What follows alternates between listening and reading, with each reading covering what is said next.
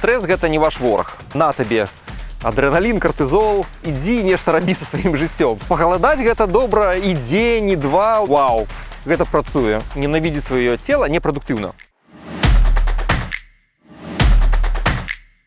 Вітаю, сябры, меня зовут Наста Роуда, вы на канале ТОК, і сёння мы з вами знаходзімся на Кіпры, ў горадзе Пафас. І гэта не проста курортны горад з цудоўнымі пляжамі, а гэта сапраўдная культурная сталіца, культурны скарб. Лічыцца, паводле грэчаскай міфалогіі, што недалёка ад Пафаса на ўзбярэжжы з марской пены выйшла багіня кахання Афрадыта. І горад стаў сапраўдным цэнтрам культу Афрадыты. Таксама ў 1980 годзе Пафас унеслі ў спіс сусветнай спадчыны ЮНЕСКО. Тут у горадзе можна пабачыць выдатна захаваныя мазаікі 2-4 стагоддзя у старажытных вілах Дыёніса, Тэсея і Арфея, а таксама прагуляцца па старажытных царскіх грабніцах. Канешне, тут няма пахаванняў сапраўдных каралёў, але эліту хавалі менавіта тут. А мы ў ваколіцах царскіх грабніц запісваем інтэрв'ю з вядомым беларускім доктарам Андрусём Белавешкіным. Калісьці Андрусь працаваў доктарам-рэаніматолагам, анестэзіёлагам у бальніцы хуткай медыцынскай дапамогі, выкладаў беларускім дзяржаўным медыцынскім універсітэце. А цяпер Андрусь вядзе блог пра здаровае жыццё, а таксама напісаў некалькі кніг і пра здаровае харчаванне, і пра здаровы лад жыцця. Ну, а вас заклікаю паглядзець нашу з ім размову. Паехалі! У Беларусі не лечаць дзяцей з СМА, спінальнай мышачнай атрафіі, за дзяржаўны кошт. Як вы лічыце, ці павінна дзяржава браць на сябе гэтыя выдаткі? Ці можа беларуская дзяржава сабе гэта дазволіць? Я думаю, гэта даволі рэдкая гісторыя, і тут нават іміджава для дзяржавы, безумоўна, яна мае магчымасць як гэта зрабіць. Тым больш, калі б яна шукала менавіта на дзяржаўным узроўні, гэта можна было б зрабіць, я думаю, танней. Ці оптавыя заказы, ці нейкі кантракт, які дазваляе зменшыць кошт, а не проста як людзі купляюць як кліенты паасобку. Гэта не такая частая паталогія, каб дзяржава на гэта магла б эканоміць. Дарэчы, я чула меркаванне, што магчыма было б добра, каб быў падыход, што за такія базавыя медыцынскія паслугі танныя людзі б маглі плаціць самі, але за складаныя кейсы, калі людзі не могуць сабе проста не могуць дазволіць лячэнне, таму што гэта дорага, таму што няма рэсурсаў, не можа быць рэсурсаў такіх у аднаго чалавека, то ў гэтых выпадках дзяржава павінна браць на сябе адказнасць. Як вы ставіцеся да гэтага падыходу? Тут пытанне, як адрозніваць нейкія кейсы. Я думаю, што пэўна павінны быць думка лекара. Калі, напрыклад, я прыходжу да лекара, у мяне ніякіх нема рызыкаў, я хачу там нейкі адмысловы аналіз. Рабі за свае грошы. Калі я сапраўды нейкае абследаванне, якое мне паказана, я маю пэўныя сімптомы, лекар назначае, і яно павінна зрабіцца таксама за пэўныя там дзяржаўныя грошы. То бок гэта проста пытанне адпаведнасці. Дзяржава не можа рабіць там мільён аналізаў ці проста марнаваць грошы на тое, што не патрэбна. Не мае сэнсу. То бок гэта павінна быць у першым пытанні клінічнай эфектыўнасці. То бок мы ведаем, што для гэтай катэгорыі людзей гэты аналіз, ён сапраўды карысны, таму што ён дазваляе выявіць захворванне загадзя і яго вылікаваць. І тады, канешне, безумоўна, гэта не згубленыя грошы, гэта інвестыцыя ў чалавечы капітал. І тады трэба бачыць вось гэтыя грошы так, таму што гэта грошы дзяржава не марнуе, яна іх інвестуе найлепшым чынам. І гэта інвестыцыя.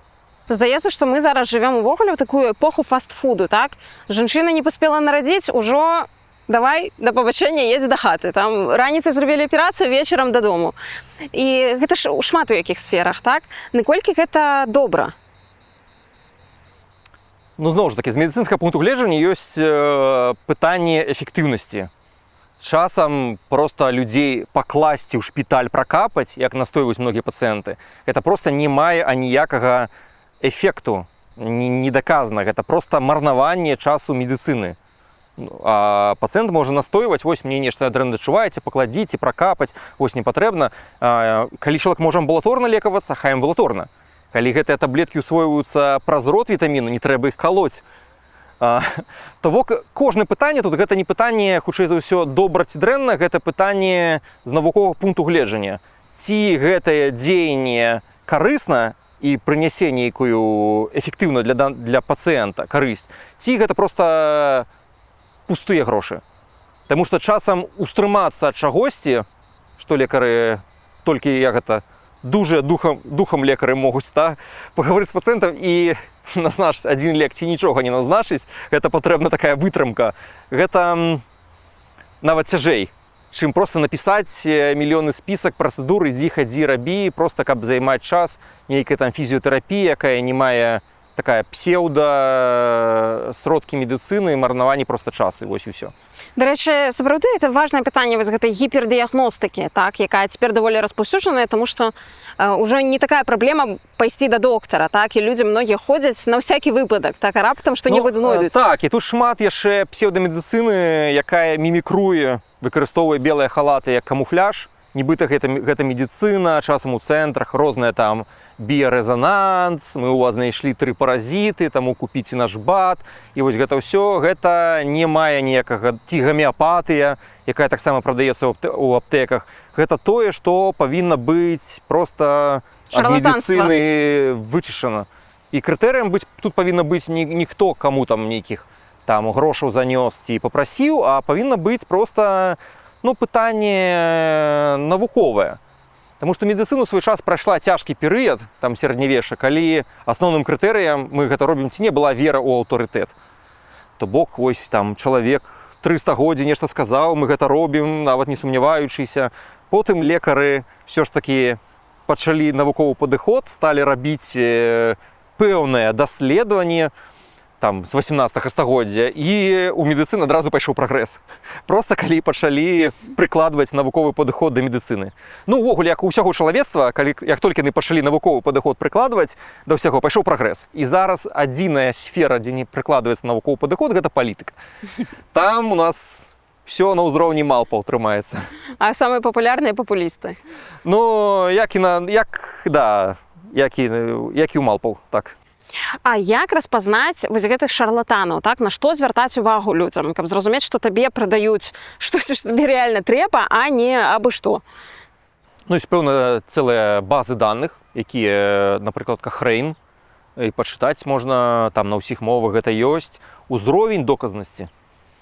Таму проста разумееш, што ёсць доказнасці, хто гэта зрабіў, гэты метад, дзе ён ужываецца, напрыклад. І, ну, самае простае, калі гэта выглядае нешта падобна для чалавека, так, нібыта нейкі прыбор, нібыта нейкія таблеткі, але мы бачым, што гэта выкарыстоўваецца толькі ў 2-3 краінах, ну, хутчэй за ўсё, гэта не працуе. Калі гэта добры, сапраўды эфектыўны прэпарат, дарэчы, доктары з усіх краін свету, іх не трэба пераконваць, яны, вау, гэта працуе.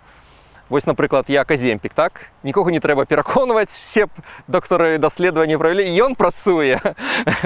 Дарэчы, ну рэальна многія думаюць, што гэта цудалек, так? Многія яго выкарыстоўваюць толькі, каб перамагчы атлусцення, і гэта працуе. То бок рэальна людзі худзеюць, дзякуючы гэтаму аземпіку ці аземпіку, не ведаю, як правільна, дакладна. Ці сапраўды ён такі цудоўны, таму што, можа быць, выявіцца праз 5-10, не знаю, 20 гадоў нейкія пабочкі, якія можна было выявіць толькі на доўгай дыстанцыі, можа быць так. Но мы пра нейкі лек мы не можам сказаць, ён цудоўны ці не. Ну, напрыклад, як малаток. Калі ты, напрыклад, забіў цвік сабе клёва і на ім нешта павесіў раму, гэта цудоўны інструмент. Калі ты ударыў сабе па пальцу, гэта пракляты малаток. То бок, усё пытанне з аземпікам, гэта проста інструмент, як мы з ім карыстаемся. Калі гэта чалавек, які спрабаваў мноства раз пахудзець, яго не атрымоўваецца, ён такі замучаны, цяжкі, і для яго гэта добры кастыль, каб проста такі дадатковы штуршок, каб змяніць сваё харчаванне, каб не мучыцца голадам па гэты час, калі ён худзее. Цудоўна, класна працуе. Калі чалавек ляжыць і думае, вось мне тушыня тут гэтай скуркі, яшчэ б на пару міліметраў, я так здаровы, але проста вось мода, тады ён можа на гэтым аземпікі проста празмерна пахудзець, зліць усе свае мышцы, таму што аземпік таксама худзее не менавіта тлушчам, а людзі губляюць і мышцы даволі хутка. І потым яго адменіць і пачне зноў пераядаць, замест гэтых мышцаў набіраючы тлуш, то яго фінальны вынік, напэўна, будзе адмоўным. І ён скажа, вось аземпік, гэта не тая гісторыя. То бок, гэта проста інструмент, а не нейкае цуда, якое ўсім універсальна падыходзіць. Многія хваробы маладзеюць, так? Чаму так адбываецца? Ну, тут два працэсы адначасова адбываюцца. У нас ідзе акселерацыя, людзі палавое саспяванне ўсё раней. назіраецца. Разумова ўсё ж такі трэба яшчэ нашмат больш часу развівацца, і пры гэтым адначасова хваробы становяцца ўсё маладзей. То бок рак пачынае з'яўляцца ў больш маладым узросце, дыябет, артэрыяльны ціск падвышаны ўжо ў маладых людзей, ўжо і 40, і 30 год. І гэта сапраўды праблема, таму што атрымоўваецца, калі ў іх раней узнікла захворванне, то астатняе жыццё – гэта жыццё з хваробай, то бок ускладненае. Працягласць кароткага здаровага жыцця ў іх скарачаецца. І гэта непрыемная, безумоўна, з'ява. Ну, гэта праблемы ладу жыцця, безумоўна. І, як гэта сказаць, своечасовае ранняе палавое саспяванне і ранні дыябет – гэта дзве стараны адной медалі. Таму што празмернае пераяданне, пачынаючы яшчэ з дзяцінства, яно проста запускае раней, таму што чым, напрыклад, у дзяўчынак палавое саспяванне пачынаецца, калі яны набіраюць крытычную масу тлушчу. І гэта механізм, які запускае і ў хлопчыкаў палавое паспяванне. І калі проста гэты тлушч запускаецца раней механізм не таму, што яны дасціглі нейкай зрэласці, а таму, што яны проста тлусцелі. То бок гэта дзіцячае тлусценне ўсе гэты механізмы. І калі чалавек пачаў, безумоўна, з лішняй вагой мае ўжо ў дзяцінстве, а не проста там пасля 25 ён пачаў за стрэсу нешта заядаць, то ён, безумоўна, сустрэне развіццё праблем, звязаных з атлусценнем, раней на 5-10 гадоў.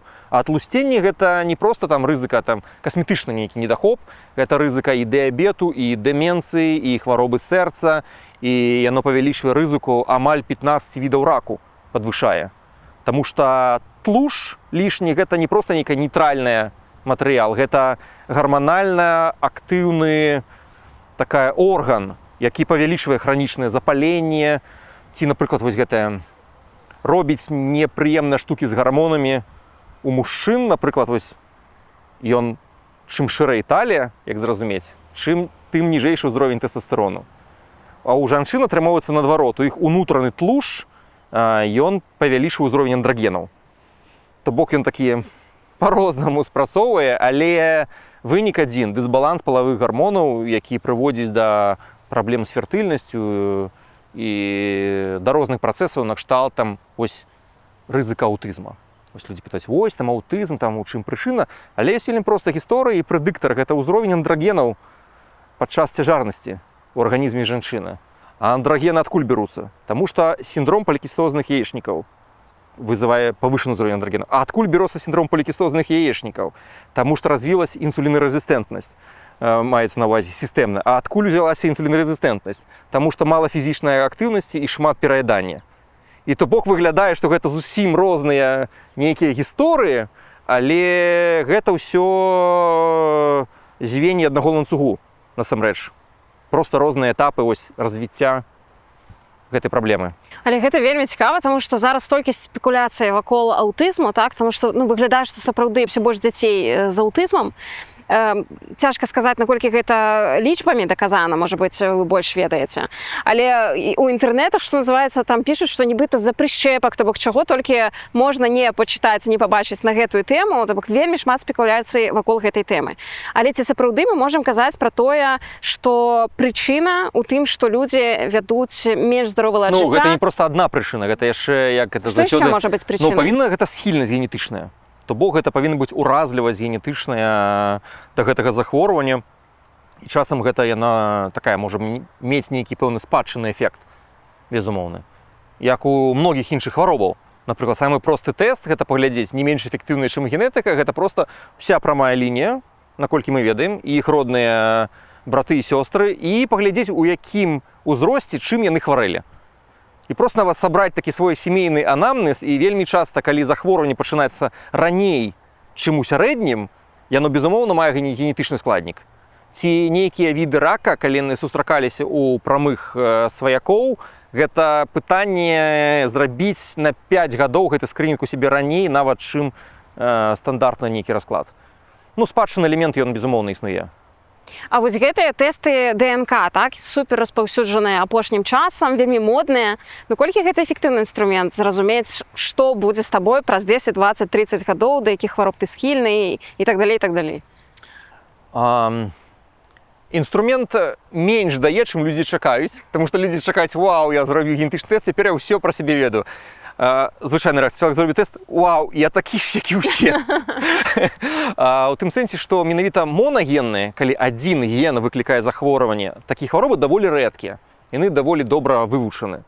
І не такія частыя. Напрыклад, можна вось хвароба Альцгеймера. Сапраўды рызыка да яе, яна, гэта мутацыя вось да пэўны ген, там эпсилон-4, носьбіт гэтай мутацыі, так яна існуе. Але гэта не значыць, што разаўецца. Гэта значыць, проста рызыка, яна ў там 2, 3, 4, 5, 6 разоў больше, чым звычайна. Вось. Усе астатнія хваробы, напрыклад, лішняя вага, там можа быць 100 генаў. Ці шизофрэнія. Яна, безумоўна, мае спадчынны механізм, але там 15 генаў, 16 генаў, якія між сабой вельмі хітра ўзаемадзейнічаюць, і можа быць AI нам дапаможа гэта неяк увесь гэты мільён ДНК зразумець, таму што цяжка гэта зразумець. Вось зрабіць па вось гэтай сукупнасці генаў, даць канчатковы адказ пакуль даволі цяжка.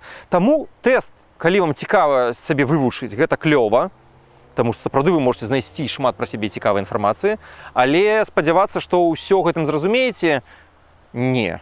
Гэта малаверагодна. Вяртаючыся да праблемы атлусцення, якая сапраўды вельмі вострая, ці правільна робяць бацькі, тому што вельмі часта баяцца, што не даесці дзіця, так, што трэба карміць, мала еш, яшчэ там з вёскі вось гэтая бабуля, да, што не дакармліваюць цябе, ідзі, паеш, но колькі гэта правільны падыход, ці ўсё ж такі трэба чакаць, пакуль дзіця само прагалодаецца, само прыйдзе і папросіць. Но з дзіцём, што яму не гавары, яно ўсё роўна будзе рабіць, як робяць бацькі. Скажам так, таму я вось памятаю, адна жанчына добра сказала, калісьці на курсах, яшчэ раней у Мінску, яна сказала: я ўжо чалавек кончаны, але хачу проста вось пачаць есці, каб проста дзеці вось растуць побач, каб проста ім паказваць прыклад, каб яны маглі на маім прыкладзе чамусьці навучыцца. І кажу, не трэба ўжо да сябе так, мы можам змяніцца ў любы момант. У тым сэнсе, што нашае цела эвалюцыйна, біялогія ўвогуле, яна ўся, мы добра адаптаваны да голаду. Таму што мы з гэтым выжывалі, але ніколі ў эвалюцыі наша цела не сустракалася з лішкам ежы. І таму ў нас няма ніякіх абарончых механізмаў супраць лішку ежы. Пагаладаць гэта добра і дзень, і два у нас, і мы на кета перайдзем, усе механізмы ёсць, ўсё гэта добра, і людзі выжываюць. Але з пераяданнем, больш за тое, што пераяданне яшчэ цесна звязана яшчэ са стрэсам, і наколькі не акрэслена, не ўпэўнена будучыня, то для мозга ежа гэта не проста ежа, гэта пытанне выжывання. І наш мозг бачыць не проста там нейкую піцу ці заказаць, ён бачыў, вось на рабоце нешта не складаецца, там на мяне пакрычалі, у адносінах праблема. Ёсць стрэс. А любы стрэс нашага цела гэта, як гэта сказаць, лепш сустрэць яго плюс 5 кг тлушчу. Таму што старажытная мудрасць, якой ведае наша цела, пакуль тоўсты сохне, худы здохне. І мільёны гадоў гэта працавала. І таму наша цела лепш 5 кг, калі ты ў стрэсе, гэта табе дапаможа. Раней вам дапамагала. То бок проста такі кароткі прамежак часу, што мы проста не можам пакуль што адаптавацца к лішку калорый. Хаця забівае зараз менавіта лішак калорый. У нас забівае нас зараз час у нас такі празмернасці лішку. Лішак інфармацыі зніжае сярэдні інтэлект, які падае, зваротны эфект Фліна, так? Лішак спажывання падаўляе нейкую крэатыўную актыўнасць у людзей, лішак ежы прыводзіць да таго, што людзі, наадварот, увесь час галодныя і тоўстыя. Вось такая гісторыя. Адна з найвялейшых праблем у Беларусі, што ў нас співаюцца людзі. Што з гэтым рабіць можна? Забараняць як такаго даволі цяжка. Ёсць такі падыход у медыцыны, ён называецца канкурэнцыя стымулаў. Што гэта значыць? Калі нешта выцясняецца іншым больш карысным. Як вы клін-клінам, як мы выбіваем. І, напрыклад, самае цікавае, што гэта спойванне, яно ж уводзілася адмыслова. Напрыклад, калі мы паглядзім часы расійскай імперыі, тады яшчэ да паўстання Каліноўскага былі вельмі папулярныя таварыствы цвярозасці, калі сяляне спрабавалі гэтыя кабакі ўсе спаліць і знішчыць, і тады царскія ўлады прымусова уводзілі, што гэта піць трэба. Усіх людзей, хто таварыства цвярозасці рабілі, яны забаранялі, ды ўвогуле варта падумаць, што паглядзіць, што імперыі ж двойчы распадаліся пасля сухіх законаў. Сухі закон, які ввели ў Першую сусветную вайну, і адразу расійская імперыя развалілась, і сухі закон пад канец Савецкага Саюза, як толькі ввели, людзі нарэшце працвярозалі, і Савецкі Саюз адразу разваліўся. То бок двойчы гэта, безумоўна, не супадзенне, таму што людзі з гэтага віртуальнага света, якую алкагольнага віртуальнага света, яны выбіраюцца ў рэальны свет, глядзяць, што нешта тут не тое адбываецца, пачынаюць задаваць пытанні, пачынаюць разумець і актыўна взаимодейнічаць. І адбываюцца нейкія сацыяльныя зрухі, неадэкватны копінг-механізм. Проста людзі ўцякаюць у свет бутэлькі ад рэчаіснасці. Але прыклад Страуса нам кажа, што калі ты галаву хаваеш у пясок, твая іншая кропка ўсё роўна застаецца неабароненай. Эканаміст Леў Львоўскі спрагназаваў, што калі тренд захаваецца, то да канца стагоддзя ў Беларусі застанецца прыкладна 3 мільёны чалавек. Як вы ставіце да гэтых праблем з тым, што мала нараджаецца людзей? Тое, што як мала нараджаецца, гэта тренд, які пачаўся стагоддзя назад. Я думаю, гэта такая самарэгуляцыя пэўнай папуляцыі, таму што асабліва ў нас пасля Другой сусветнай вайны ўсе рэзка пачалі нараджаць менш. І адно з пытанняў, таму што дзеці эканамічна перасталі быць выгоднымі. Таму што калі мы кажам пра больш такія архаічныя нейкія грамадствы, дзеці гэта выгадна. Яны працуюць, яны прыносяць грошы. Менш шмат дзяцей гэта добра, гэта шлях да багацця. Зараз гэта шлях да беднасці, таму што яны толькі адымаюць грошы і нічога ўзамен не вяртаюць. То бок тут як акрамя ўсяго тут ёсць яшчэ вельмі такое відавочнае эканамічнае пытанне, якое існуе. Таму атрымоўваецца, што зараз толькі даволі багатыя людзі і бедныя, яны заводзяць больш дзяцей, таму што адні могуць, а другім гэта таксама выгодна за рэшт пасобі, як у еўрапейскіх краінах. То бок тут эканамічны складнік, яны на гэтым таксама могуць зарабіць у нейкім сэнсе. Як вы ацэньваеце беларускую палітыку ў плане стымуляцыі нараджальнасці? Вось гэтыя спробы. Гэта падзенне, якое ёсць, яно нараджальніцтва цалкам біялагічна зробленае. У часы стрэсу нараджаць нельга. Таму сур'ёзны псіхалагічны стрэс, ён можа прыводзіць да проста таму, што інфертыльнасці немагчыма зацяжарыць, і гэта нармальная біялагічная рэакцыя. Таму што ненармальна з пункту гледжання біялогіі, калі будучае такое незразумелае і небяспечнае, цяжарыць гэта надта небяспечна. Чаму Беларусі ўсё яшчэ даволі рана паміраюць? То бок у больш прасунутых краінах, там вышэйшы ўзровень жыцця, працягласць жыцця. Тут вяртаючыся да праблемы алкагалізму, здаецца, што і не толькі гэтай праблемы, што яны накладваюцца, і Беларусь ж такі не дацягвае па працягласці жыцця. Ці так гэта? Тут дзве прычыны. Яны не толькі паміраюць раней, асабліва беларускія мужчыны, гэта адзін з самых такіх нізкіх узроўняў працягласці жыцця ўвогуле там у мужчын. І гэта вялікая розніца між мужчынамі і жанчынамі. Крыху менш, але там каля 10, 8, 9, 10 гадоў разрыў. Гэта нездаровая вельмі такая прыкмета. Таму што ў збалансаваных грамадствах гэта розніца ў працягласці жыцці мужчыны і жанчыны гэта 2, 3 гады, але не больш. Тое, што больш, гэта ўжо кажа пра нейкае неадэкватнае.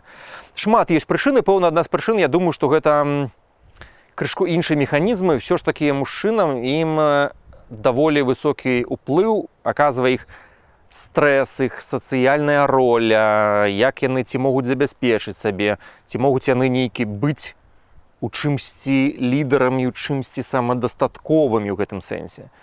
Таму што ўсё роўна такое постсавецкае грамадства, яно асноўная ідэя гэта такая іерархічнае грамадства, дзе ўсе павінны быць камусь там падпарадкованыя і гэтак далей. І чым менш магчымасцяў увогуле, тым меншы статус, тым менша працягласць жыцця. Таксама біялагічная гісторыя, калі ты не паспяховы з пункту гледжання біялогіі, навошта табе далей жыць?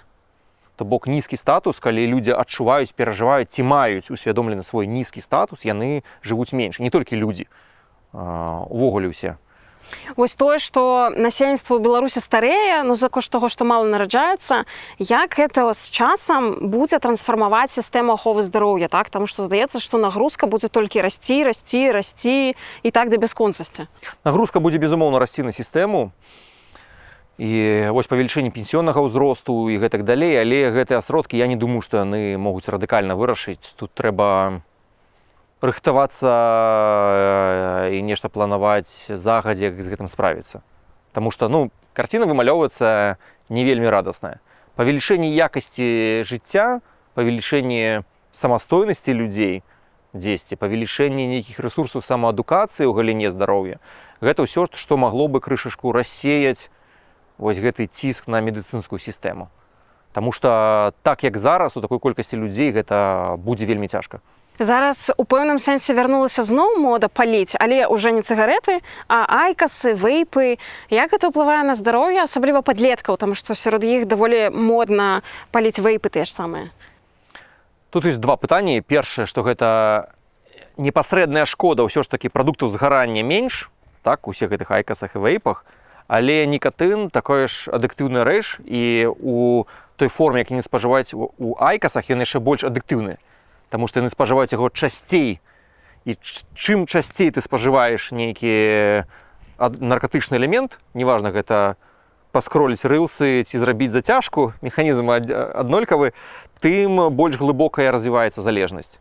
А залежнасць любая, яна, нават калі яна можа падавацца бяспечнай, яна ўсё роўна дэградуе асобу. То бок залежнасці, што яна крадзе задавальненне ад жыцця. Неважна, ад чаго чалавек залежыць. А яна ўсё роўна звужае яго сферу інтарэсаў, яму становіцца менш цікава нешта іншае. То бок, я лічу, што любыя сур'ёзныя залежнасці, а нікатын гэта высокі ўзровень залежнасці дае, вельмі адыктыўная рэч, гэта не вельмі добра. І мне падабаецца досвед краінаў, як Аўстралія, Новая Зеландыя, у іх яны сур'ёзна накіраваны на цалкам эрадыкацыю, практычна. То есть у іх амбіцыйная цэль новае пакаленне без нікатыну ўвогуле. І там забараняюць, па-мойму, па заканадаўстве прадаваць нейкага там года нараджэння. Так, яны сістэмна ідуць да гэтага. Магчыма, не адразу, але гэта заўсёды я захапляюся, калі ў сістэмы здрахоўваю ёсць амбіцыйнае бачанне. Таму што амбіцыйнае бачанне ў прэвентыўнай медыцыны вельмі важна. Вось як зараз цукровы дыябет, так мы кажам. Вось там інсулін, вось пэўныя лекі. Але з навуковага пункту гледжання прэвентыўнай медыцыны добрае і дастаткова амбіцыйнае бачанне, што ён цалкам зваротны цукровы дыябет другого тыпа. То бок чалавек можа вылікавацца цалкам ад цукровага дыябету другого тыпа. Не першага, я кажу, не аўтаімун, а другога тыпа. І вось гэты эксперыменты, рэверсіўныя вось гэтыя ўсе тэхнікі, яны ёсць. І дастатковы ўзровень амбіцый сістэмы, гэта не проста падтрыманне чагосьці, як ёсць, а вось такія, як селен з Фінляндыя, напрыклад, вось прыклад, ці забарона курэння. Вось сістэма здравааховы павінна ставіць такія вось крутыя амбіцыйныя рэчы. То бок мы хацім не проста нешта там падтрымоўваць, тлець на гэтым узроўні, а мы хацім, напрыклад, там нулявая смяротнасць ад пэўных відаў раку. Ці, напрыклад, абсалютны скрынінг па гэтых відах раку. То бок мы вырашаем не проста нейкую тактычную лакальную задачу пратрымацца яшчэ адзін тыдзень, а мы вырашаем стратэгічна, проста, увогуле, змяняючы парадыгму гэтага. То есть у нас, напрыклад, не будзе такіх выпадкаў, напрыклад, ампутацыі нагі вось гэтай цукровай дыябетычнай стапы ўвогуле, таму што у нас будзе такі ўзровень прафілактыкі. Вось гэта такія амбіцыйныя бачанні, гэта тое, чаго хацелася бы. Таму што гэта як павінна працаваць. І працягваючы пра паленне, яшчэ адна такая навамодная рэч з'явілася, і зараз быў цэлы скандал у Польшчы, калі ўжо цяпер прэзідэнт Польшчы Наўроцкі падчас дэбатаў заклаў за вусну такі нікатынавы пауч, так, у народзе, напэўна, іх снюсамі называюць. Вось мода на іх вярнулася, так, это ўжо такая навамодная, і многія і палітыкі, я ведаю, і ўвогуле такая папулярная рэч, таксама, здаецца, выглядае як жвачка, і ходзяць вот так вот за вусну засоўваюць, наколькі гэта шкодна? Гэта ж нікатын, гэта ж это проста мы кажам пра формы аднаго і таго ж наркотыку у розных формах. Вось і ўсё. Ён не змяняе сваёй сутнасці, як бы мы яго, напрыклад, уводзілі ў вену, удыхвалі, закладвалі за рот. Это проста, гэта ўжо другасныя формы. Тут, канешне, чым хутчэй ён пранікае ў кроў, тым усмоктваецца, тым больш ён адыктыўны, але ўсё роўна гэта адна і тое ж такі. Штука ў тым, што гэта ўвогуле вялікая праблема, якая дэфармуе асобу. Ось, я маю на ўвазе, што людзі недаацэньваюць механізм залежнасці, наколькі гэта страшная гісторыя. Увогуле залежнасць. Часам даволі радыкальны падход часткі лекараў, яны считаюць, што былых наркаманаў увогуле не існуе. Все, што можа зрабіць, гэта проста вывесці ў даволі доўгую рэмісію, часам пажыццёвую, калі добра. Але ўсё роўна пэўны такі шнар на асобе ён застаецца, які цяжка пераадолець. Вось. І гэта не проста, што гэта сістэма забароны. Гэта сістэма ў тым, прафілактыкі ўсіх залежнасцяў, не толькі там нікатыну, але я кажу і ўсіх наркаманій іншых. Гэта стварыць такую рэчаіснасць, у якой прыемна чалавеку жыць. Ось вядомы эксперымент, што крыса, якая шэрая клетка, нічога няма, і яна там падсаджваецца на какаін, гэта крыса. Але калі ее робіць узбагачанае асяроддзе, то, што медыцынскі кажуць, здольнасць размаўляць з іншымі крысамі, там патусіць, мейк-лав, нешта там яшчэ, пакруціць калёсіка, рознакаляровыя штукі, яна пачынае піць ваду. Таму што ёй хапае задавальнення ў жыцці, яна жыве ў цікавым, яна можа сабе праявіць, у ёй мільён магчымасцяў, яна жыве ў узбагачаным асяроддзі. І таму жаданне збегшы ў наркатычную рэальнасць у яе няма. Тое ж самае ў людзей. Вось гэта наркотыкі, гэта бедная слой, калі людзі не бачаць будучыні, no future, з бедных сямей, напрыклад, калі вось гэтыя панельныя, жахлівыя, без ніякай прыроды нейкія асяродкі, дзе ўсё выглядае як гетта. Гэта абяднёнае асяроддзе, ад якога хочацца збегшы. І калі няма магчымасці збегшы фізічна, людзі ўжываюць рэчы ці падсаджваюцца на ідэалогію нейкую, неважна, гэта такая ж наркаманія, любая жорсткая ідэалогія, фанатызм нейкі, каб збегчы ў нейкі віртуальны свет. І бароцца з гэтым гэта неправільна. Мы павінны стварыць для іх такі сапраўдны свет, дзе ў цябе ёсць мільён шляхоў, як з ім узаемадзейнічаць, што сусветны. Хочаш шахматы, хочаш таварыства птушак вывучаць, хочаш на машыне ездзіць, ездзі.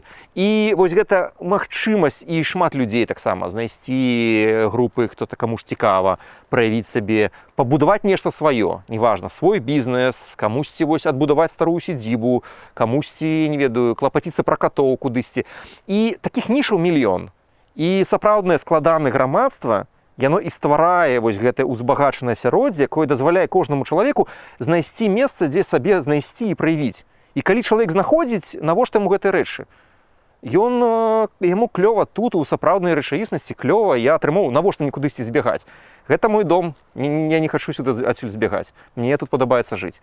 І вось гэта медыцынскі правільнае вырашэнне гэтага пытання. У вас ёсць цэлы курс па стрэсаўстойлівасці?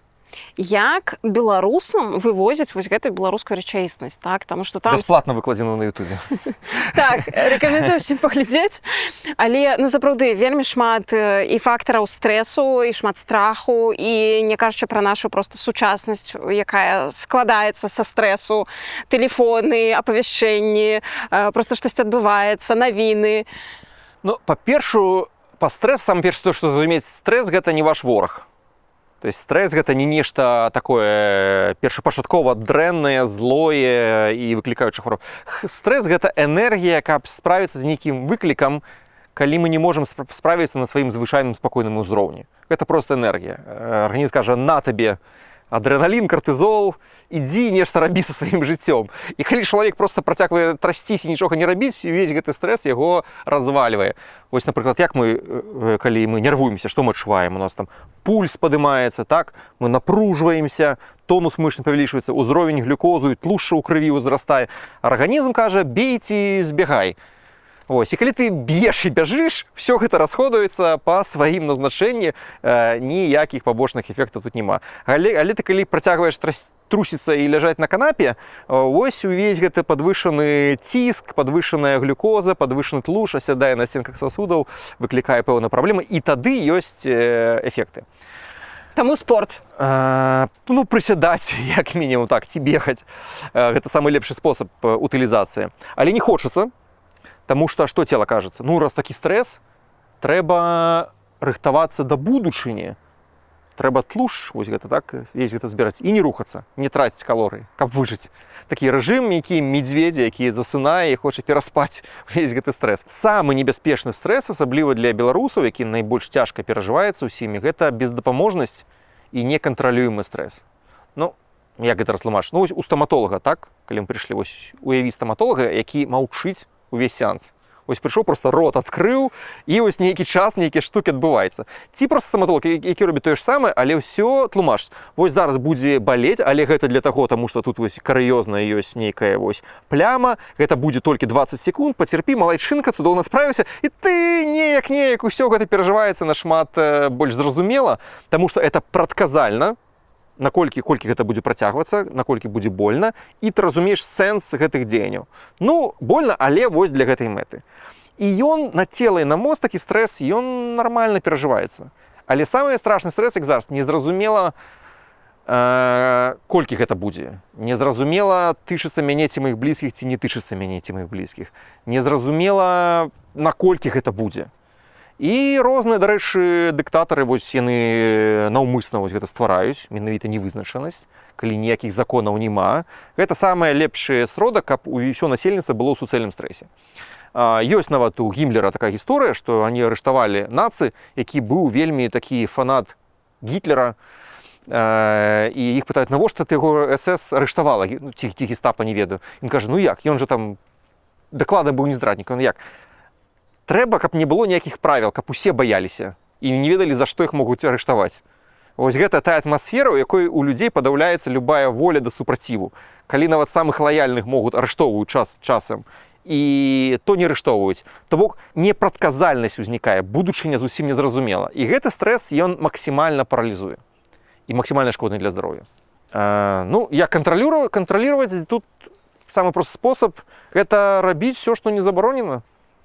Все, что ты можешь, все, что не только потребуется, твоє проактивне діяння, твоя нейкая уласная зона контроля.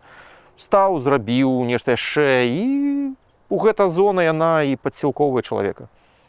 Такое адчуванне, што зараз проста ўсе павальна сядзяць на антыдэпрэсантах, што гэта ўжо таксама стала модай. Як вы да гэтага ставіцеся? Як да аземпіка. То бок, калі ёсць назначэнні, калі гэта адпавядае сітуацыі, калі гэта сярэдняя цяжкая дэпрэсія, тады, безумоўна, мае месца быць, яны патрэбны. Але калі, часта такое здараецца, што людзі проста прыходзяць, кажуць, мне трэба, і ім выпісваюць. Ну, гэта ўжо пытанне да лекара, ўсё ж такі, які павінны задаць. Таму што магчыма, што ў чалавека там існуе пэўныя абставіны жыцця, ці ён проста, напрыклад, не ведаю, ён ляжыць на канапе, увесь час харчуецца фастфудам і займаецца думскролінгам 6 гадзін і не выходзіць, напрыклад, увогуле на вуліцу днямі, калі гэта не вельмі цяжкая, калі гэта лёгкая ступень дэпрэсіі, можа пачаць трэба не з антыдэпрэсантаў, а з таго, каб яму рабіць хаця 5-6 тысяч крокаў ці крышку больш. І выходзіць і з кімсьці пагаварыць з жывымі людзьмі. Але ёсць адчуванне, што ў нашым сучасным свеце ментальныя хваробы выходзяць ці не на першы план.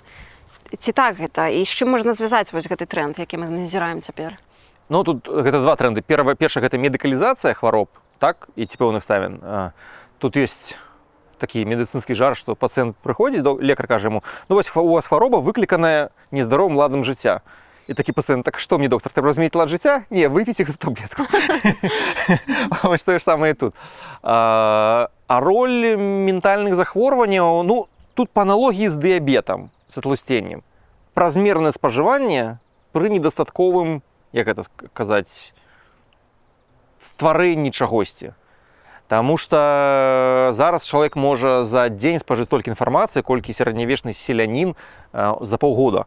І якой інфармацыі? Звычайная інфармацыя, якой цікавіўся селянін, напрыклад, яна звязана з тым, што яго ўплывае на яго жыццё. То бок навіна, калі, не ведаю, воўк загрыз цялё у гэтага майго леса, яна рэлевантна для мяне, яна прымушае мяне зрабіць нейкія дзеянні, які ўплываюць на маё жыццё. Я пайшоў. А зараз людзі атрымоўваюць такія навіны, якія уклікаюць гнеў, узбуджэнне, а гэта таксама хуткі дапамін.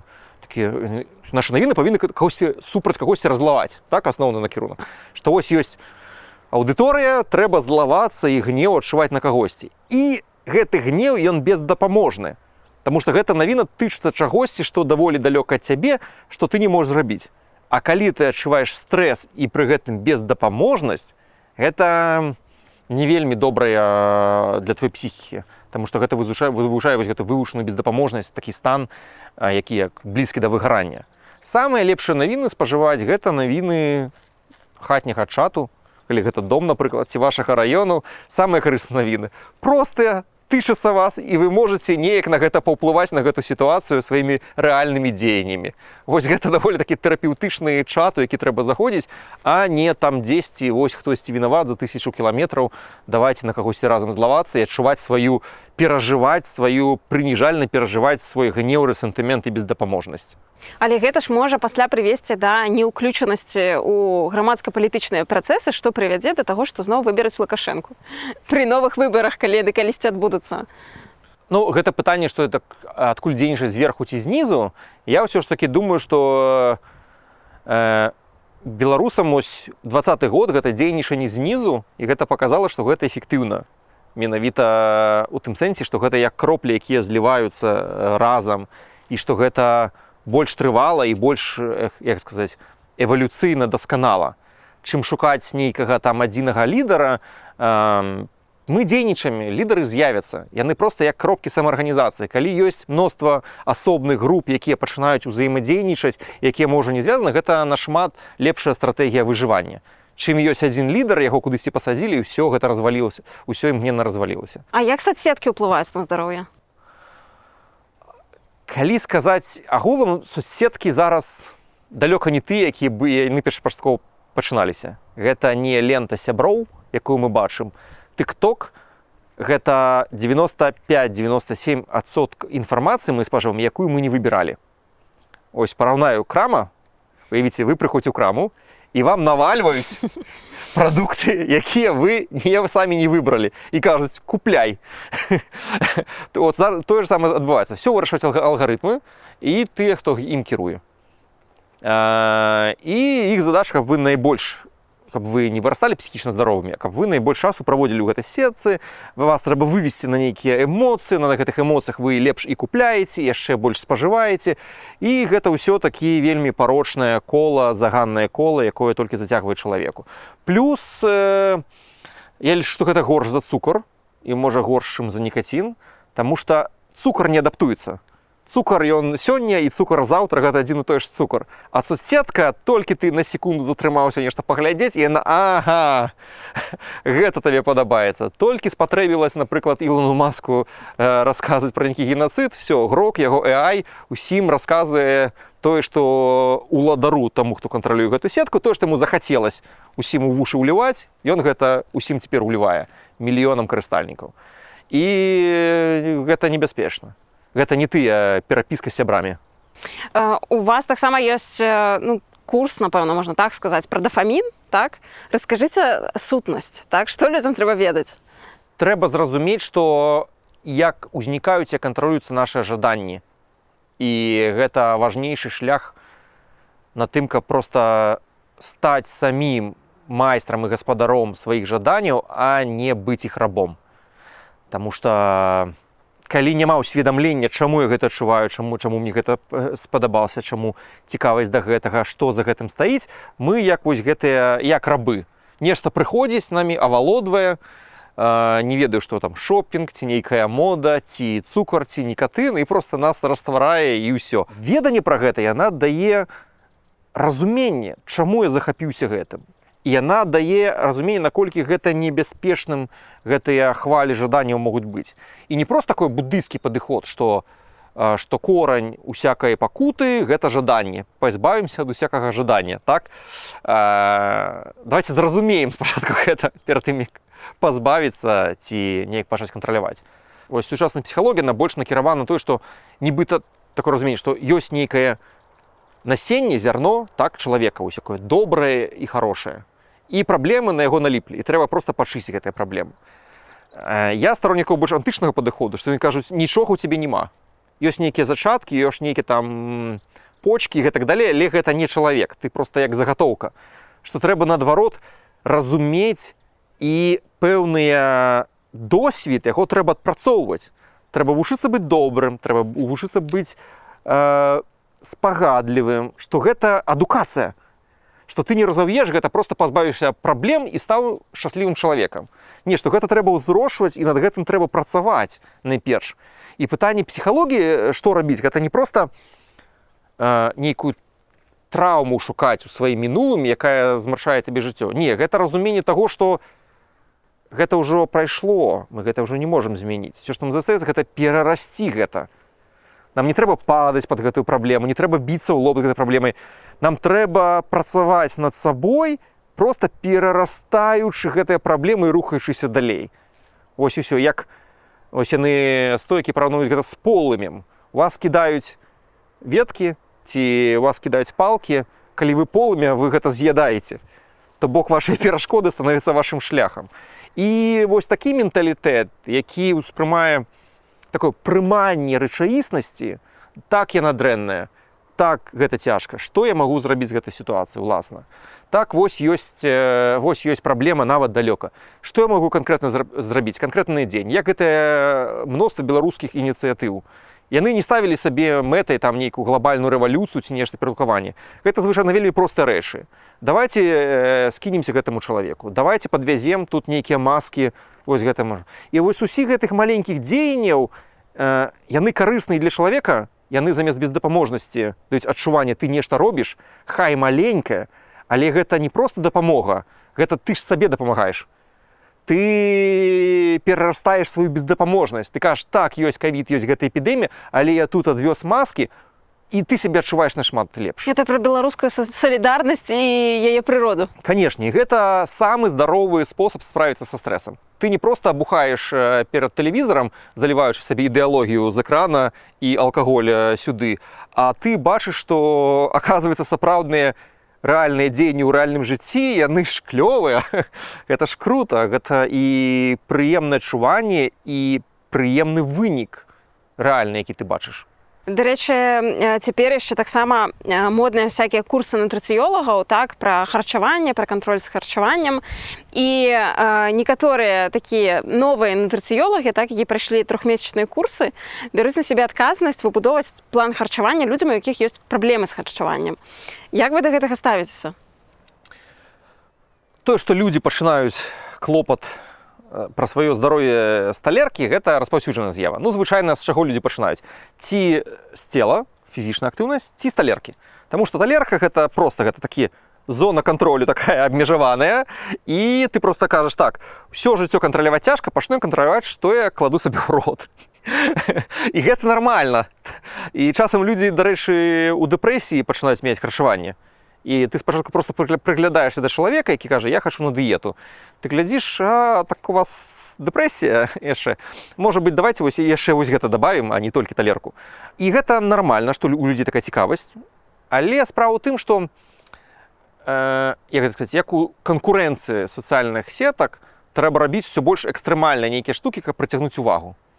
З харчаваннем нічога не змянілася. Базавыя правілы такія ж, як і 1000 гадоў назад. Яны вельмі простыя. Там менш перакусвай, еш там 3 разы на дзень, бялок і клятчатка. То бок гэта ўжо пытанне не што рабіць, таму што гэта веда ва ўсіх ёсць. Пытанне, як гэта зрабіць, як знайсці. Людзі занадта ускладняюць гэта і пытаюцца кампенсаваць здаровую нармальную ежу рознымі дабаўкамі ці хітрымі схемамі, якія не маюць аніякай патрэбы. То бок, канешне, нейкія шліфоўкі тонкія, яны маюць сэнс у тых выпадках, калі там супергуру, там ужо ўсё там робіш, але гэта не трэба. То бок там 10-15 базавых вельмі простых правіл і прадуктаў, яны вось на 90% пакрыюць усе твае патрэбы. Ёсць людзі, рэдкія захворванні харчовых паводзін, але гэта не так часта. То бок нейкая там анарексія, гэта 1 на 1000, у тым сэнсе, што у большасці людзей гэта звычайнае тлусценне. Часам нават там не хаваецца ніякія там глыбінныя гарманальныя праблемы, ці не скрыты таемны дэфіцыт вітамінаў, які выклікае маё непераадольнае жаданне з'ядаць піцу з эклерамі па вечарах. Не. Просто піца з эклерамі па вечарах. Просто можа звычайна зрабіць, то есть не проста фокусавацца, а калі ты ведаеш, калі ты зрабіў нешта паспяховае, добра правёў час з сябрамі, добра прайшоўся, то можа ўвечары табе так і не захочацца гэта ўсё заедаць, таму што ты атрымаў задавальненне дастаткова цягам дня. Таму што з часам у людзей ежа гэта яшчэ і вось пра гэты дафамін, які нам патрэбен проста каб жыць. Вось уяві, там зранку ты павінны кудысьці ісці, ты спяшаешся, няма часу пасядзець з кубачкам гарбаты. Там ты павінны нешта рабіць, павінны яшчэ нешта. Павінны. Ты прыходзіш увечары, так кажаш, ну магу я хоць гэтыя гадзіны пажыць для сябе. І ты кажаш, так, зараз моя схема дафамінавая, серыял, так, піца, піва, і трэба яшчэ, я гляджу серыял і адкрываю тэлефон, каб адначасова глядзець рэлсы, і гэта сума кайфа, так называецца. То бок мне трэба суміраваць всю гэту штуку, каб нарэшце адчуць нейкія, не ведаю, каб зарухалася нешта ў жыцці. І казаць такому чалавеку амаральна, гэта як кастыль у чалавека са зламанай нагой адбіраць, не рабі гэта. Гэта амаральна, я гэтага не скажу. Я скажу, паспрабуй раней атрымоўваць задавальненне ў жыцці, заплануй задавальненне. Вось там праца, так, ну, прайдзісь, напрыклад. Патэлефануй сябру, паразмаўляй, якое у цябе хоббі было апошні раз. Знайдзі гэтыя крыніцы здаровага, хорошага дафаміну, і ўвечары ты прыйдзеш такі задаволены і скажаш, цудоўны быў дзень. Завтра будзе яшчэ лепш. І спіш без гэтай патрэбы вось всю гэту стымуляцыю сябе ў мозгу кінуць увечары. А вось гэта цяперашняя тренд на бодзі-пазітыў і на змену стаўлення да цела, да формаў, так? Як вы яго ацэньваеце з гэтага пункту гледжання, таму што выглядае, што гэта такая легалізацыя вось гэтых патрэбаў на дафамін, так? То бок ясна, што, канешне, людзі розныя, і ясна, што, ну, я таксама, напрыклад, нікога не асуджаю, это нармальна ўспрымаю, мне таксама падабаецца реклама плюс сайз, так што нарэшце людзі могуць не камплексаваць больш, але ці не прыводзяць гэта да таго, што людзі перастаюць яшчэ менш думаць пра здаровы лад жыцця, правільнае харчаванне і так далей. Ну, тут ёсць два бакі. Па-першае, ненавідзець сваё цела непрадуктыўна з пункту гледжання змены. То бок, каб нешта добрае з чымсьці зрабіць, трэба гэта палюбіць. Калі ты будзеш са злосцю сваё цела гвалціць вось гэтымі там дыетамі ці нешта спальваць, малаверагодна, што атрымоўваецца. Прыманне. Так склалася. Так склалася. Не будзем судзіць, хто вінаваты. Маё цела, я хачу клапаціцца пра яго, не з ім жыць. Гэта, як казаў Буда, гэта твой плод, на якім ты плывеш па рацэ жыцця, так? Я хачу, каб гэта быў нармальны плод. Вось. І гэта адносіна добрае. Але гэта не магічнае інфантыльнае мысленне, калі мы кажам, як дзеці. Калі не бачу, гэтага не існуе, так? Мы проста кажам, а гэта нармальна. Гэта ненармальна. Але гэта, калі гэта ненармальна, гэта не значыць, што гэта патрэбна ненавідзець. Мы кажам, гэта ненармальна, таму што мы видзім у гэтым патэнцыял. Я бачу маё цела, але я ведаю, што ну, я маю большы патэнцыял. І, магчыма, я варты гэтага. Чаму б не? Чаму б, напрыклад, рэшту жыцці не пражыць так, каб не праходзіць каля люстэрка такой, чаму б не? Чаму б не можам гэта дазволіць? Гэта не каштуе нейкіх грошай дадатковых, так? Гэта не ёсць нешта такое, не ведаю, гэта не палац, які я хачу. Гэта, вось гэта сапраўднае багацце, такое штодзённае. І я лічу, што людзі варты гэтага. Чаму б не? Як вы ацэньваеце сённяшні стан беларускай медыцыны? Сённяшні стан, як сказаць, такія змешаныя пачуцці. З аднаго боку застаецца шмат людзей, якія выдатна робяць сваю справу і стараюцца. З іншага боку гэта, безумоўна, недастаткова для якаснага здароўя людзей, для дабрабыту. Гэта сістэма працуе так на мяжы сваіх магчымасцяў, як мне падаецца. Як на яе паўплывала тое, што вельмі шмат дактароў выехала пасля падзей 2020 года, пратэстаў? Менш добрых лекараў становіцца, яны знаходзяць сабе працу ў іншых краінах, шмат у Германіі, шмат у Польшы. І гэта, канешне, шкада, таму што гэты лекар не проста з'язджае адзін лекар, а з'язджае яшчэ яго станоўчы ўплыў і прыклад на іншых лекараў, на пацыентаў, на сяброў. То бок, я думаю, што з'езд добрага лекара – гэта нашмат большая страта для медыцыны, чым проста нейкая колькасць недалечных пацыентаў. Таму што я ўпэўнены, што лекар – гэта больш, чым яго пацыенты заўсёды. Якія вы бачыце моцныя бакі беларускай сістэмы, так? Ну, не можаш быць так, што ўсё кепска. Ну, безумоўна, гэта, скажам так, пэўна, такі еўрапейскі дзесьці падыход, тое, што яна больш-менш даступна для людзей. Гэта насамрэч так, яны могуць атрымаць дапамогу. Асабліва, калі мы параўноўваем, безумоўна, з амерыканскай мадэллю, то бок Беларусь тут яна больш такім еўрапейскім трендзе рухаецца. І пэўныя інавацыі, пэўныя новыя тэхналогіі таксама уводзяцца. Але я думаю, што гэтыя рэсурсы, якія ўліваюцца, яны, канешне, могуць быць нашмат больш дасканала размеркаваны. Таму што беларусы упэўнен, могуць яшчэ жыць гадоў на 10 больш, чым зараз. І гэта вельмі важна. Але сапраўды, вось вы згадалі амерыканскі падыход, дзе сапраўды ўсім кіруюць страхавыя кампаніі, так? Але беларускі падыход, ці сапраўды ён выйграе, таму што вось гэтая умоўная бясплатная беларуская медыцына, яна не заўжды якасная, аказваецца, так, па выніку. Атрымліваецца, што яна нібыта бясплатная, хоць мы разумеем, што і падаткі все плацяць, так, то бок гэта вельмі умоўна бясплатная. Ну, как і у любой сістэме, якая кіруецца толькі зверху, заўсёды будуць нарастаць дысбалансы і пэўныя неадэкватныя рэчы. Пачынаючы ад прэпаратаў, якія не маюць даказанай эфектыўнасці, скончыўшыся непатрэбнымі працэдурамі і раскладамі, таму што ўнутры няма сістэм самарэгуляцыі гэтай сістэмы. Напрыклад, у іншых краінах ёсць таварыствы навуковыя, асобныя, якія самі распрацоўваюць пратаколы лячэння. І менавіта на ўзроўні лекараў, іх пэўны кангламерат, кардыёлагаў, напрыклад, можа змяніць свае пратаколы і лекаваць больш сучасна па-іншаму. То бок у Беларусі такое немагчыма, гэта трэба нейкі там загад, каб нешта змяніць, і які можа кіравацца зусім іншымі матывацыямі, напрыклад, неабходнасцю больш дабаўляць беларускіх пэўных прэпаратаў, проста таму што мы можам наладзіць іх вытворчасць. У першую чаргу па гэтай прычыне, а не з нагод нейкай эфектыўнасці. Ну, гэта пытанне не толькі медыцыны, а ўсіх іншых, напэўна, сістэм. Я разумею, што вы ўжо даволі даўно не працуеце ўнутры беларускай сістэмы, але пэўны час вы былі доктарам на хуткай і выкладалі ў медыцынскім універсітэце. Вось калі ўявіць, што ў вас ёсць магчымасць апынуцца ўнутры і штосьці мяняць, што б вы змянілі ў ёй, так? То бок, што такое першае, што патрабуе вырашэння зменаў тут і зараз, што не дазваляе беларускай сістэме аховы здароўя як бы рухацца наперад?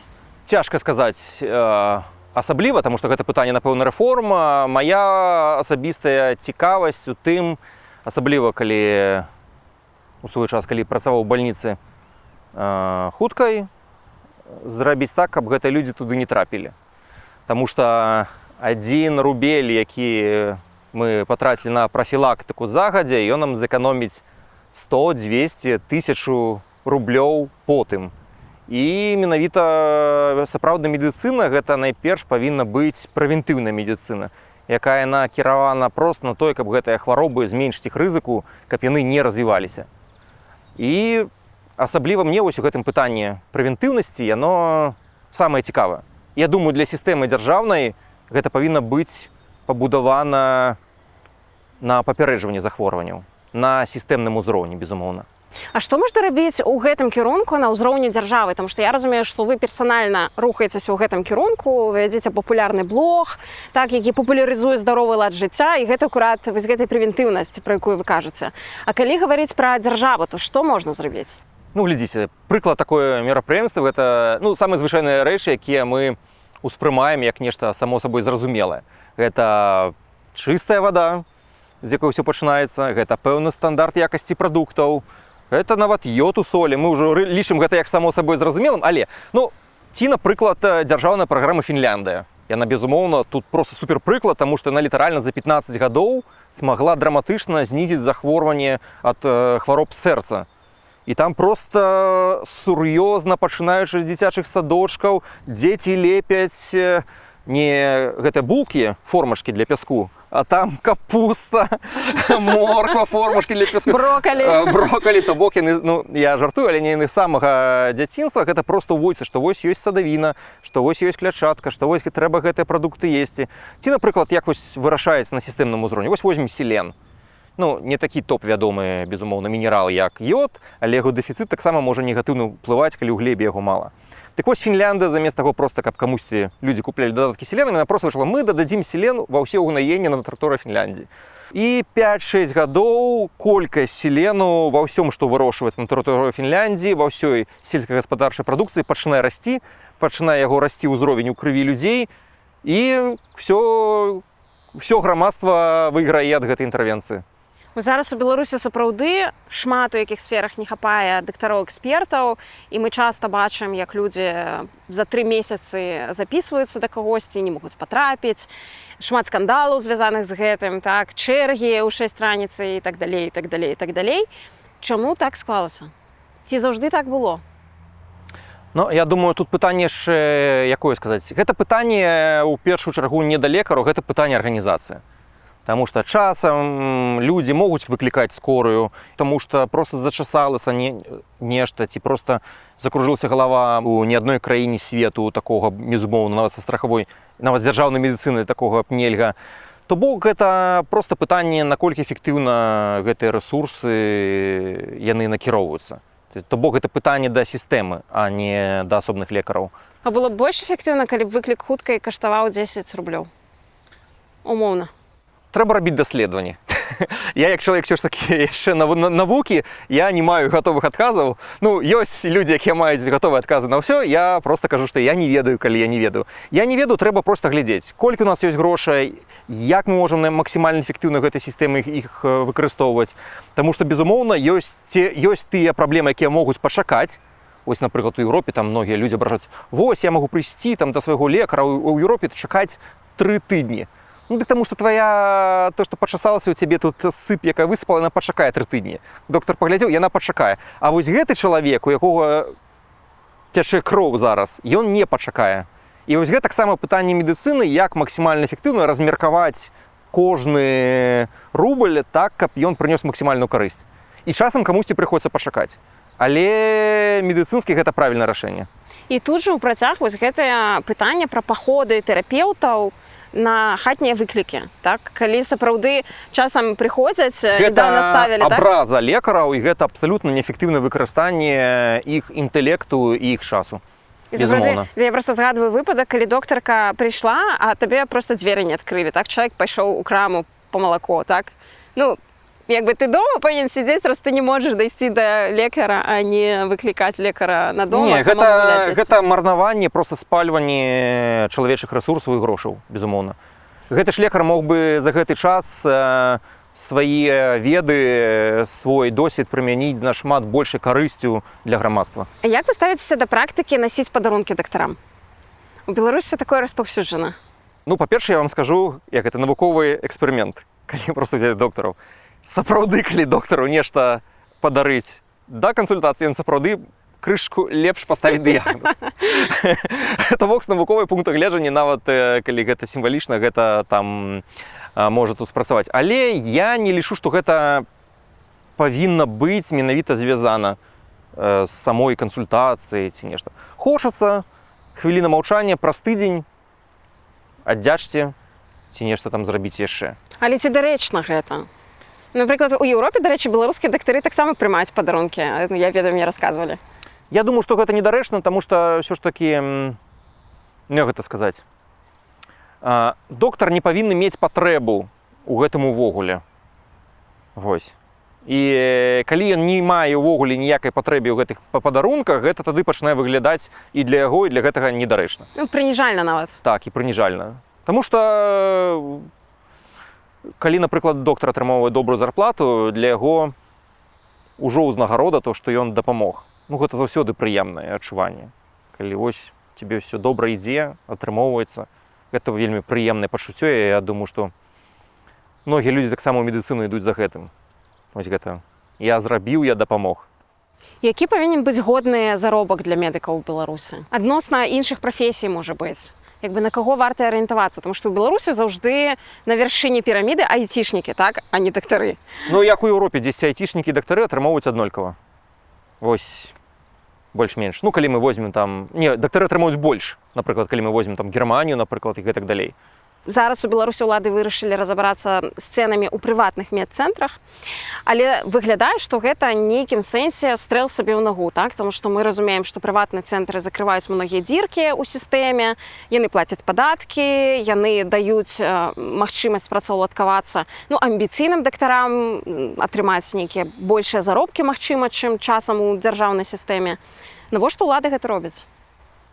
Як зніжэнне ўсяго, што не залежыць ад іх. Это класічная тактыка, ну, любога такога рэжыму.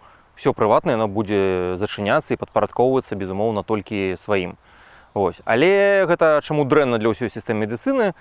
Ну, таму што гэта змяншае стандарты, змяншае канкурэнцыю. Хай у невялікім выглядзе, але канкурэнцыя ўсё ж такі існавала, таму што чалавек мог пайсці ў платны цэнтр і параўнаць адносіны. Ён скажа: а вось там робяць лепш. Яго пытанне, чаму? у дзяржаўных, напрыклад, установах гэта не можа быць стандартам, пэўныя такія адносіны. Вось, таму гэта, безумоўна, павінна існаваць, як і прыватная адукацыя. Яна таксама ў Беларусі практычна ўжо знішчана, прыватная адукацыя. Таму, я так думаю, ўсё прыватнае будзе так ці інакш знішчана. А ўвогуле, ці павінен быць вось гэты дзяржаўны кантроль за цэнамі? Наколькі гэта добрая практыка? Як вы думаеце? Я думаю, гэта павінна мець нейкі рынкавы механізм рэгуляцыі. То бок, безумоўна, як гэта параўнаць? Напрыклад, калі мы возьмем цэны, як яны рэгулююцца ў ЗША, то гэта выглядае, безумоўна, неэфектыўна. Таму што гэта ствараецца лобі, і часам адно і той жа лек, ён каштуе проста ў сотні разоў больш, чым яго сабекошт. Гэта ненармальна. То бок, калі мы параўнаем, напрыклад, з Еўропай, у ЗША расходы на кожнага грамадзяніна, яны ў разы вышэй, чым у Еўропе, а жывуць яны менш.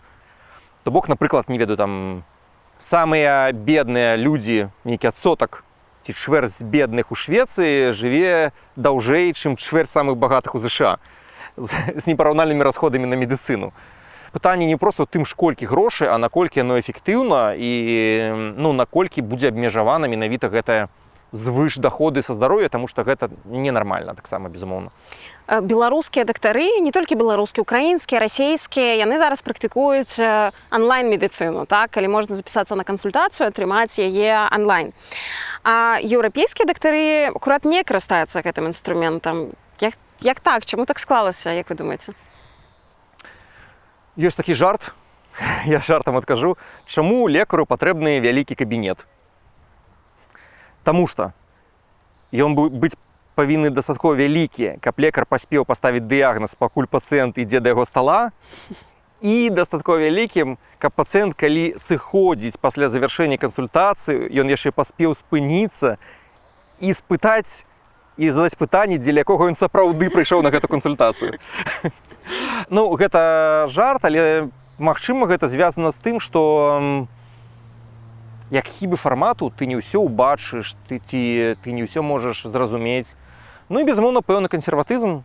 Часам лічыць, што кансерватызм гэта дрэнна. Не заўсёды гэта дрэнна. У медыцыны, можа, часам кансерватызм гэта і добра. Дарэчы, а што вы думаеце пра ChatGPT ў плане кансультацый медыцынскіх? Тому што зараз ужо ўсё вырашаюць з чатам GPT, і многія пытанні па здароўю таксама, што там мне баліць жывот, што гэта можа быць, раскажы. Мне там баліць галава, як пафіксіць гэтую праблему? Наколькі гэта эфектыўны сродак для вырашэння? ChatGPT, ён, па-першае, гэта не лекар, гэта такі вельмі разумны стахастычны папугай. Часам людзі спрабуюць яго прыпісваць яму нейкія ўласцівасці, але прыпісваць чалавечыя ўласцівасці недашаленым прадметам гэта ўвогуле такая рыса нашай псіхікі. Мы можам злавацца на будзільнік, не ведаю, нешта прыпісваць розным прадметам, машына спецыяльна не завялася, ты мяне проста не любіш, тое ж самае тут. Вось, безумоўна, што доступ да інфармацыі гэта дае добры, але ўсё пытанне ў тым, як будзе сфармуляваны гэтае пытанне. Таму што чалавек часам можа задаць адно пытанне, не звярнуць увагу на іншы сімптом. Таму што ён проста не ведае, што запытаць і на што звярнуць увагу. Ці як медыцынскі правільна пісаць гэты сімптом. Вось. Напрыклад, у яго баліць галава, лекар можа... Лекар, калі яго ўбачыць, зверне ўвагу, што яго, напрыклад, ацёкі і нейкая сыпь з'явілася, а не проста баліць галава. І калі ў ChatGPT увесці два наборы сімптомаў розных, ён пакажа розныя гісторыі. Але ChatGPT можа быць, безумоўна, добрым, класна запісваць эпікрызы, калі размова, напрыклад, уключыць размову, і аб чым лекар сказаў пацыенту, коротка запісаць і адправіць яму на пошту. Вось, гэта будзе круто. Вось, лектар сеў, мы націснулі кнопку, кароткая саммари, пра што пагаварылі, на што звярнулі ўвагу. Всё, абодзіў на пошту пайшло. У доктару дакумент адразу, яму не трэба запісваць гэта, аб чым была кансультацыя, а лекар атрымаў яшчэ, каб нічога не забыць, атрымаў сабе пісьмо. Вось, для гэтага ChatGPT, я лічу, ідэальна падыдзе. І для рэдкіх хваробаў, таму што лекар не можа ведаць, і сапраўды часам, безумоўна, існуе безліч рэдкіх хваробаў, проста якія доктару заняты ў руціне проста не прыйдзе ў галаву, што гэта можа быць вось гэта. Але гэта больш рэдкія выпадкі, канешне. Зараз за кратамі знаходзіцца вельмі шмат дактароў, можна згадаць Андрэя Любецкага, топавага сківічнага хірурга, але ён не адзіны там. Як вы думаеце, чаму Лукашенко ім не даруе, так? Таму што ўлады не хаваюць таго, што дактароў не хапае, але пры гэтым трымаюць за кратамі топавых спецыялістаў. Ну, гэта ж не пытанне медыцыны, гэта пытанне ўлады. Калі становіцца пытанне ўлады, ўсё астатняе не мае аніякага значэння. Гэта шкодзіць самому Лукашенку, так? Таму што... Не шкодзіць. Ну, тут мы з розных пазіцый гэта кажам, таму што людзі, якія апантаныя ўладай, ну, гэта заўсёды так бывае з самых часоў. Для іх галоўная функцыя з'яўляецца не там чыёсьці здароўе, а захаванне ўлады. Гэта мае значэнне. Астатняе не мае значэння. Гэта такое звужэнне ўсяго свету, калі мае значэнне толькі тое, што тычыцца самой улады, ўсё астатняе проста не мае значэння. Вось і ўсё. Это ж стандартная гісторыя. Нават медыкі гэта апісвалі. Яшчэ ў рымскія часы быў такі дыягназ псіхоз Цэзаря. То бок, калі чалавек заставаўся надта доўга пры ўладзе, вось гэты імператар, у яго развівалась параноя, навокал ворагі, і ён пачаў там, не ведаю, спальваць Рым, забіваць патэнцыйных, хто не так на яго паглядзіць. Ну і розныя дзівосныя праекты, як, напрыклад, зрабіць каня сенатарам, да, і ўсе гэтыя гісторыі. Ну, медыкі таксама ставіліся проста як да пэўнага захворвання. Тут яшчэ... Вось калі мы тут стаім у антычных так часах, тут все развівалася, са старажытнай Грэцыі была яшчэ вядома прафілактыка гэтай гісторыі. Это 1 год. Вось зараз 5 гадоў, кажуць, там нейкі прэзідэнт, не. Нават консул не мог 2 гады запар займаць адну і тую ж пасаду, нават у рымскія часы, не кажучы пра ўсе іншыя. Нават консула было 2. То бок яны ўдваіх ураўнаважвалі адзін другога. Ці пра выбарчыя кампаніі, напрыклад, ну, большасць пасад у Афінах дэмакратычных выбіралася ўвогуле жрэбі кідалі, а не нейкія там кампаніі вялі. Ну, то бок, там існавалі механізмы адмысловыя, людзі гэта ведалі, што трэба ўсё ж такі, вось гэтая ратацыя, яна трэба, таму што інакш не будзе працаваць. Дарэчы, кажучы пра Лукашенко, вось зараз шмат спекуляцый вакол ягонага стану здароўя, так, таму што там галава трасецца, атлусценне, цяжка хадзіць. І ў гэтым сэнсе, канечне, ва ўсіх пытаннях, ці можа гэта сведчыць пра штосьці сур'ёзнае, так, ці ўсё ж такі гэта тое, што людзі хочуць бачыць? Я не ведаю, я лічу, што ўсе гэтыя спекуляцыі, гэта ўсё проста бессэнсоўна.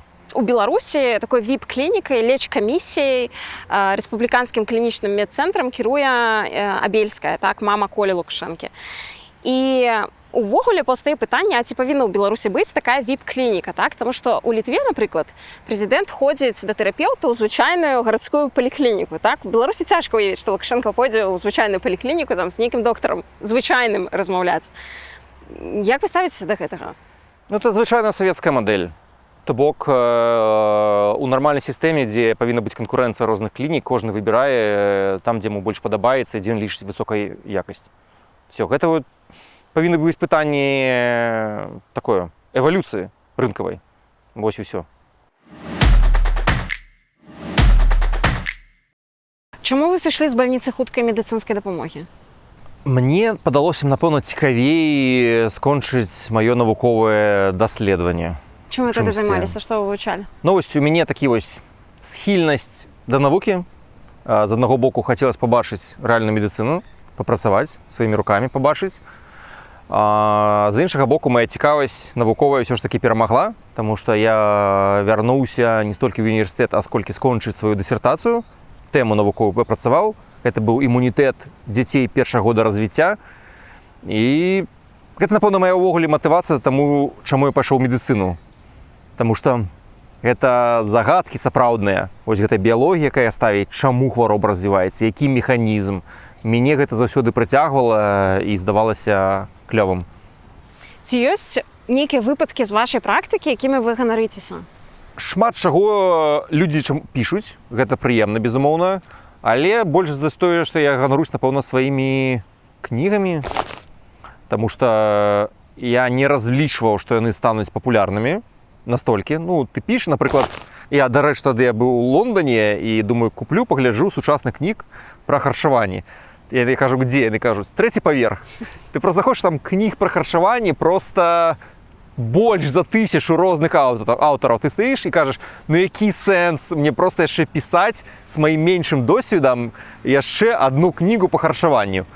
Ну, так лёгка, канешне, дэматывавацца. Але я не дэматываваўся і вось такі твор, які кніга існуе, ужо вядзе сваё жыццё, людзі чытаюць, пішуць, ім дапамагае. І я шчаслівы, таму што з пункту гледжання эфектыўнасці, якую я таксама люблю, людзі, якія прачыталі нешта і змянілі выдаткі, колькі яны заплацілі за кнігу, і перавагі, колькі яны атрымалі, зменшуюць рызыкі ўсе захворвання на сваім жыцці, гэта то, як павінна працаваць прэвентыўная медыцына. Вы працавалі рэаніматолагам, анестэзіёлагам, то бок фактычна даставалі людзей з таго свету? Страху смерці у вас няма? Тут у прэвентыўнай медыцыны, калі я прыйшоў са сваім такім бэкграундам, мне цяпер крышку іншае стаўленне. Людзі кажуць там працягласць жыцця, павяліш яшчэ там на плюс 1 год, ці вось як фільм выйшаў пра Джонсона, там біяхакера з Амерыкі, так, які там мерае кожны свой дадатак, каб як крышку пражыць, і ты разумееш, што часам на працягласць жыцця уплываюць фактары табе непадкантрольныя. Аварыя, ці нейкая траўма, ці як на вайне, напрыклад, увесь твой здаровы лад жыцця можа нічога не значыць, і таму ты пачынаеш таксама ўспрымаць прэвентыўнасць і працягласць жыцця і тыя фактары крышку інакш больш філасофскія, што няма аніводнай сілы ў свеце, якая гарантуе, што ты пражывеш 5 хвілін. Тому што ніхто не ведае, можа у цябе там тромб нейкі застаўся, які зараз слізгане і кудысьці стрэліць. І з гэтым трэба неяк жыць. І існуюць цэлыя тэорыі, якія апісваюць, што ўся наша філасофія, яна развілась пасля таго, як людзі у нас з'явілася свядомасць, і мы зразумелі, што мы, па сутнасці, проста вялікія кавалкі мяса, якія дыхаюць і якія ў кожны момант могуць скончыць безваротна сваё існаванне. І нам трэба з гэтым нешта рабіць, нешта тлумачыць, рабіць нейкія рэлігіі, філасофіі, проста каб неяк справіцца з гэтым страхам, з гэтым адчуваннем. Чаму вы апынуліся на Кіпры? Выбар з месцаў, і жонка любіць мора, і сонца ўсім нам прыемна ідзе, таму, напэўна, гэта матывацыя асноўная. Чаму вы выехалі з Беларусі? Таму што кожны пост, калі ты пішаш, ён, безумоўна, выклікае трывогу, што будзе пасля. І да таго ж сітуацыя, хто чытаў шмат кніг па гісторыі, ён бачыць, як эта сітуацыя развіваецца і тое, што будзе далей. Таму тут проста гэта пытанне таксама і медыцынскае. Вырашай свае праблемы па меры таго, як яны ўплываюць на працягласць твайго жыцця. І, безумоўна, гэтыя патэнцыйныя праблемы, яны негатыўна ўплываюць на здароўе і патэнцыйна на працягласць жыцця. У вас ёсць аптымізм наконт будучыні Беларусі, так? Таму што вось гэтае доўгатэрміновае планаванне, ну і я з вашых слоў улавіла, што, здаецца, ў хуткай перспектыве вы не думаеце, што это вырашыцца? Цяжка планаваць, ну, як гэта сказаць, я ўвогуле даволі скептычна думаю, што чалавечы мозг здольны генераваць такія прагнозы добрыя, ну, таму што выліковая моцнасць, магутнасць нашага мозга, яна даволі малая, і яна проста ўсе гэтыя мільярд падзей, які існуюць, проста, ну, мы фізічна не можам апрацаваць, каб даць дастаткова дасканалы працэс. Што, магчыма, калісьці будзе квантавыя камп'ютары, якія ўсё гэта здольнуцца працаваць, ну, можа быць, тады. Тут застаецца толькі таксама стаічная філасофія, што рабіць з нявызначанасцю, калі ты не ведаеш, там, што будзе. Трэба прымаць рашэнні, якія базуюцца на тваіх базавых каштоўнасцях. Вось, напэўна, і ўсё. То бок, рабі, што можаш, з тым, што ў цябе ёсць, і проста давярай эвалюцыі. Эвалюцыя так працуе, што ўсё слабае з часам будзе адмецена. Всё, што мае патэнцыял, яно рана ці позна прарасце, як прырода нас вучыць. Таму бярэм прыклад і матывацыю з прыроды. У вас у пэўны момант адбыўся, ну, такі разварот у свядомасці ў бок беларускасці, так? То бок вы сталі свядомым беларусам, сталі папулярызаваць беларускасць, так прапагандаваць беларускасць і радыкальна настроены супраць расійскасці у беларусах, так? У гадаванні дзяцей, у выкарыстанні ў сваім паўсядзённым жыцці. Можаце патлумачыць, што адбылося, чаму адбылося? Ну, яшчэ раней, калі, напрыклад, такая таксічнасць, вось гэта ідэалагічная, яна была, ну, можа быць, не здавалася такой небяспечнай, то зараз пытанне вось выхавання, пытанне, скажем так, рускага свету, гэта проста банальнае пытанне выжывання. І як лекар, ты можаш сказаць, людзі, калі вы хаціце жыць добра, вам не трэба стаць гарматным мясам. Вы не станеце адразу, вас не адправяць на вайну, спачатку вы прайграеце гэту вайну ў вашай галаве, а потым вас знішчаць фізічна. Ваших дзяцей, вашу маёмасць, вашу будучыню. І імунітэт супраць вось гэтай першапачатковай вайны, якая вядзецца ў галовах, ён заключаецца ў тым, што прышчэпка беларускасці даволі надзейна абараняе чалавека. І таму тут пытанне не проста дзеля беларускай мовы. Гэта пытанне вашай выжывання дзеля саміх сабе і дзеля вашых дзяцей. Таму што калі вы нічога не будзеце рабіць, вашых дзяцей будуць гвалціць вось гэтыя папы, паліцэйскія, вагнеравцы, якія зараз гэта робяць. І людзі хвалююцца, калі нехта там схопіць, вось там трасуцца, што там бегаюць розныя педафілы на цела. Цела зажыве. Розум вашых дзяцей гвалціць, а вы на гэта закрываеце вочы. Што нашмат больш цяжка, нашмат больш страшнае для дзіцёнка, чым хтосьці яго шлёпнуў па сраке, напрыклад. Тое, што ён будзе згвалчана маральна і душэўна і скалечаны знутры, вось гэтае самае небяспечнае і проста, гэта недапушчальна, што людзі ігнаруюць гэта. І гэта сапраўды вельмі важнае пытанне, таму што ідэалогія ў беларускіх школах узмацняецца, яе становіцца больш. І пытанне, як захаваць нейкую ўласную свядомасць у беларускіх дзяцей, так? Калі бацькі аддаюць іх у школу, так? Аддаюць на выхаванне іншым людзям, дзяржаве, у якой свае мэты. То бок, як пазбегнуць гэтага? Тут добрае пытанне, таму што ў людзей ёсць ілюзія. Вось у Савецкім Саюзе нам казалі, мы гэта не верылі асабліва, дзеці разумныя, яны гэта не... Але было даследаванне ў нацысцкай Германіі. Хто, калі верыць пасля таго, як ужо рэжым Гітлера паў? І аказалася, што тыя людзі, якія скончылі школу да ўсталявання ўлады фашыстаў, ці пасля, ці нават настаўнікі, якія гэта выкладалі, яны аказаліся не вельмі ўразлівыя да ідэалогіі. Але школьнікі, якія гэта слухалі, нават 10, 15, 20 гадоў пасля падзення Гітлера яны падзялялі і захоўвалі тыя пагляды, які ім прывілі ў школах. Салёны агурок. Ты можаш быць самым крутым агурком, але калі тебе паклалі ў банку з расолам, проста гэта пытанне часу. Вось, таму я б гэтых ілюзій не падзяляў, я лічу гэта вельмі небяспечным. Тут небяспечна нават недаацэнка гэтага ўплыву. Але што можна рабіць? То бок, ўсё залежыць ад сям'і? Залежыць штосьці ад сям'і? Залежыць ад беларускасці. То бок, ўсё гэта ж ідэалогія, яна адчапляецца менавіта, калі ў цябе якось паразіты, ці інфекцыі, яны будуць чапляцца да людзей з аслабленай імуннай сістэмай. Так? Здаровы чалавек, напрыклад, ён кандзіда ў яго там не будзе, ці нейкія там хваробы, малаверагодна. Тое ж самае, усе гэтыя рускамірскія ідэалогіі, як паразіт, яны чапляюцца да людзей з аслабленай ідэнтычнасцю. І таму прышчэпка беларускасці, яна даволі добра абараняе чалавека. То бок яму будуць гэта па вушам казаць, і ён кажа: «Окей, гэта нешта пра рускі свет, я ж беларус, это да мяне не мае ўвогуле ніякага дачынення». То бок вся гэта прапаганда проста не будзе ліпнуць да яго. Ён будзе абаронены, як пасля прышчэпкі. У вас іншая праблема, таму што вы знаходзіцеся ў эміграцыі, у вас 3 малых дзяцей. Вось як іх у адрыве ад Беларусі выгадаваць беларусамі? Добрае пытанне. Ёсць у нас школы, у якіх мы займаемся дыстанцыйна, дзеці беларускай мове. Канешне, па-англійску не размаўляць лепш, чым па-беларуску. Вось, і ведаюць бітвы Брытаніі, брытанскіх каралёў лепш, чым вялікіх князёў літоўскіх, але мы над гэтым працуем. А як у доўгатэрміновай перспектыве прывіць ім, прышчапіць вось гэтую любоў да Беларусі? Я думаю, расказваць, паказваць, чым можна ганарыцца, што можна клёвага. І, канешне, пачаць кожнаму лепш за ўсё знайсці ў сябе беларускасць са сваёй уласнай гісторыі, з радаводу. Нездарма вось у савецкія часы людзі баяліся сваіх каранёў, свайго радаводу, усе гэтыя старыя здымкі спальваліся, не трэба было ведаць. І я бачу, што часта беларускасць пачынаецца менавіта са свайго ўласнага радаводу.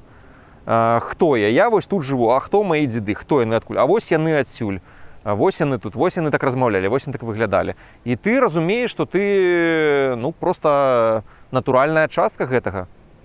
А як вы ў сваёй сям'і адмаўляліся ад усяго расейскага? Таму што ў беларускіх сем'ях, гэта складана зрабіць, таму што рускамоўныя серыялы, фільмы, музыка, кнігі і так далей, і так далей. Всё навокал, всё лёгка дасяжна. Насамрэч, раней калісьці кантэнт, ён не так мяне, я ўж калі казаў, напрыклад, яшчэ з медыцынскіх часоў, я яшчэ тады зразумеў, што калі ты хочаш нешта чытаць навуковае, добрае, чытай толькі замежнае. То бок гэта як залаты стандарт. І проста тыя кнігі, якія пісаў, тыя курсы, якія я ствараў, там няма ніводнай спасылкі на нешта расейскае, і часам мне чытачы яны крыўдавалі: вось вы згадваеце розных там аўтараў, але ж у нас ёсць, напрыклад, вялікі герой, які там вынайшаў нешта метад лячэння. Кажу, ведаеце, гэта не навуковая гісторыя, гэта мне не асабліва цікава. А ў плане ўсяго іншага, я думаю, тут не тое, што як мыць рукі, это просто пытанне не тое, што гэта дрэннае нешта ішо. Просто ты ведаеш, што вось, як, напрыклад, несмажанае мяса, так? Ты не знаеш, што гэта дрэннае. Просто яно там можа утрымліваць нейкую гісторыю. Ты ведаеш, што без аніякіх асабістых там крыўд на людзей, што просто ўсё ў царскай Расіі гэта ўсё прашэйшае праз цэнзуру. Все, што ўвесь контент, які быў створаны в Савецкім Саюзе, людзі, які спажываюць, гэта контент, які прайшоў адабрэнне цэнзурай. Гэта значыць, усе гэтыя насенне прапаганды ён утрымлівае дастаткова настолькі, што кампартыя яго адобрала да спажывання. І калі людзям здаецца, што яны не бачаць гэтага, гэта не значыць, што гэта не існуе. Гэта значыць, што яны гэтым прапітаны настолькі, што яны нават не могуць убачыць прапаганды ў гэтым. Але зразумейце, вось Савецкі Саюз, кажуць, савецкія фільмы, яны адобраны камуністычнай партыяй КДБ, прашлі ў гэту цэнзуру. Як і зараз у Расіі ўсе гэта цэнзура праходзіць. То бок, што мы кажам, якія мы свабодныя думкі, вольныя думкі хочам убачыць, калі там пакаленне людзей, нават пісьменнікаў і паэтай. Яны ўсё гэта робяць ва ўмовах жорсткай, ідэалагічнай, мэтанакіраванай цэнзуры, а што самае галоўнае, варожай да беларускасці і да Беларусі. Так сказаць, если нешта хоча мяне забіць, адмаўляе маё існаванне, нейкая, неважна, гэта культура ці паразіт, я лепш буду прытрымлівацца банальнай гігіены. Не ведаю, нейкая іншая гісторыя, там, грэчаская культура, напрыклад, пачытаць стоікаў, ці французская, яна не антыбеларуская. У яе няма ніякага негатыву, ніякай варожасці да таго, што я беларус, яна проста існуе, насалоджваецца і запрашае падзяліць нейкія адчуванні. То бок там няма ніякага скрытага негатыву, што цябе не існуе. Напрыклад, што ты ніжэйшы, чым я. Там няма ні гэтага насення. І таму спажыванне гэтага контенту, яно з пункту гледжання ўсей гэтай псіхалогіі, яно зусім іншае. Няма гэтага антаганізму. Чаму сучасныя бацькі такія трывожныя? І як гэта ўплывае на дзяцей? Мы ўсе трывожныя, таму што ў нас застаецца менш арыентыраў і ўсё менш простых адказаў.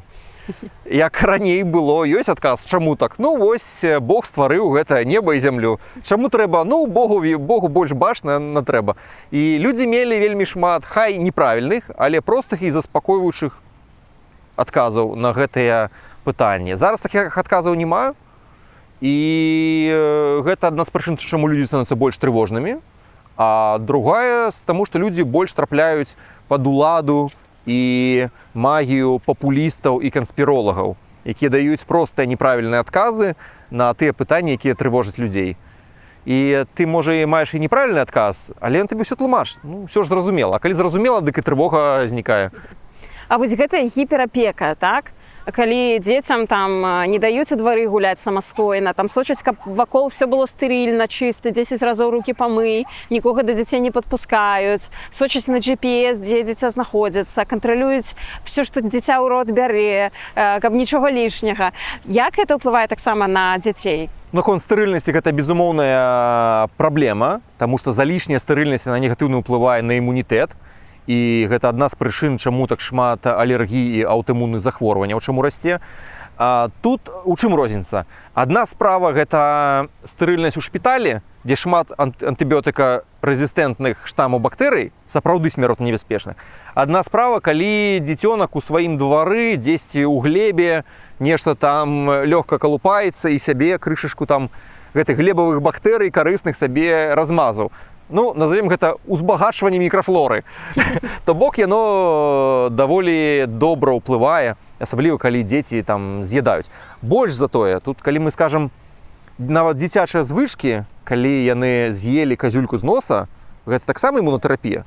То бок сапраўды гэта даследаванне, вось, напрыклад, у сям'і у кожнага наступнага дзіцёнка меншая рызыка алергій і аўтаімунных захворванняў. Чаму? Чаму? Я не ведаю. Таму што маці горш проста спраўляецца з чысцінёй, чым калі шмат дзяцей. Хата становіцца менш стэрыльная, і дзеці узбагачаюцца мікрафлорай, маюць меншую рызыку захворванняў. А калі ў доме ёсць сабака, напрыклад, якая з лапамі забегае, ці нейкі ўласны двор, тады увогуле рызыка алергіі сур'ёзна падае.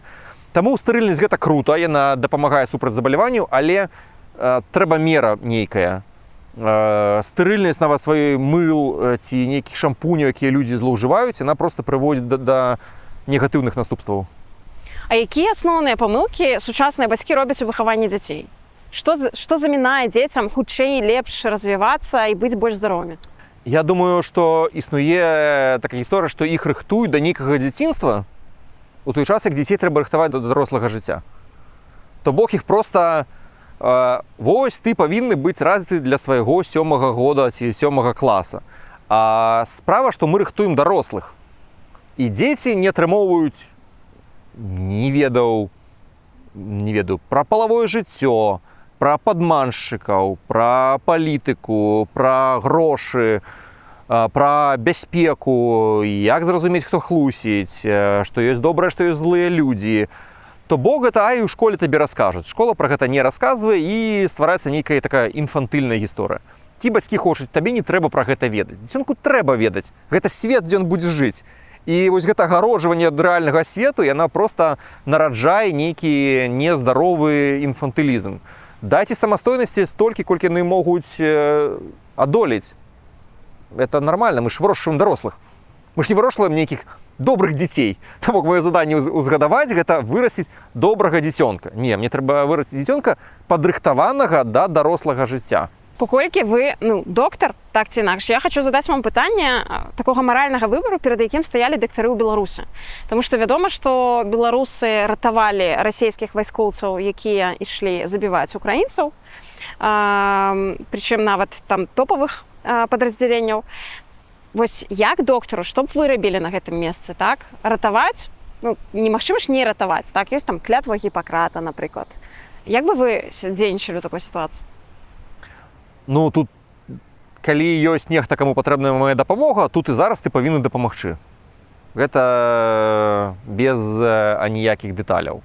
То бок тут не існуе нейкага там іншага выбара. Ты не салдат зараз. А што далей? Звальняцца ці прымаць гэта як дадзенасць? Што так, я буду ратаваць... Далей это іншыя выбары. У дадзеным выпадку ёсць твой абавязак прафесійны, і ты дзейнічаеш у гэтай ролі. То бок гэта не пытанне ратаваць. Інакш гэтае пытанне можна ставіць тады як інакш, што а вось трэба, калі доктар ведаў, што гэта вось дзіцёнак, які нарадзіўся, што стане Гітлерам, ці трэба яго забіць ці не. Пытанне, якое ў адным фільме ставілася. Тады мы можам перайсці там і да гэтых пытанняў. Таму што мы тут не ведаем нейкай будучыні і развіцця гэтых падзей. Магчыма, што хтосьці з гэтых салдат і афіцэраў зменіць сваю думку і можа быць. Мы гэтага не ведаем. То бок не нам прымаць рашэнне ў гэтай сітуацыі. Шмат бульбы ў рацыёне беларусаў. Гэта акей ці не акей? Раз усе імкнуцца да традыцыйнасці, скажам так, што да з'яўлення бульбы мы елі бабы, фасолю, сачавіцу, нашмат больш карысныя крыніцы вугляводаў, дзе яшчэ больш бялку і меншы глікемічны індэкс. Таму давайце хардкор, традішн і бабовы. Але бульба, якая самая карысная? Смажаная бульба, я так разумею, самая кепская, што можа быць, правильно? Смажаная яна, па-першае, шмат луж утрымлівае, які мы... Цяжка нам зразумець, што гэта луж, што бок яна вельмі каларыйная, і па-другое, смажаная. А па-трэцяе, пытанне, калі мы насычаемся бульбай, то мы нешта яшчэ не з'ядаем. Што мы не з'ядаем, калі проста з'елі патэльню бульбы? Мы не з'ядаем дастаткова белку, не з'ядаем дастаткова садавіны. То бок, калі людзі проста закінулі патэльню і сядзяць, набіўшы сабе жывот, пытанне не проста ў гэтай бульбе, а чаго яны замест гэтага не з'елі і чаго ім цяпер не хапае з пункту гледжання пратэіну, клятчаткі і гэтак далей. Можаце сфармаваць нейкі топ прадуктаў, якія варта выключыць з рацыёну першымі? ультраперапрацаваныя прадукты любых выглядаў. То бок, Напрыклад, замарожаная курыца, окей, сасіскі з курыцы, вось гэтыя з дадаткамі тлушчу і розных узмацняльнікаў смаку, не окей. Яблыка окей, яблычны сок не окей. Цельны банан окей, сухафрукт банана не окей.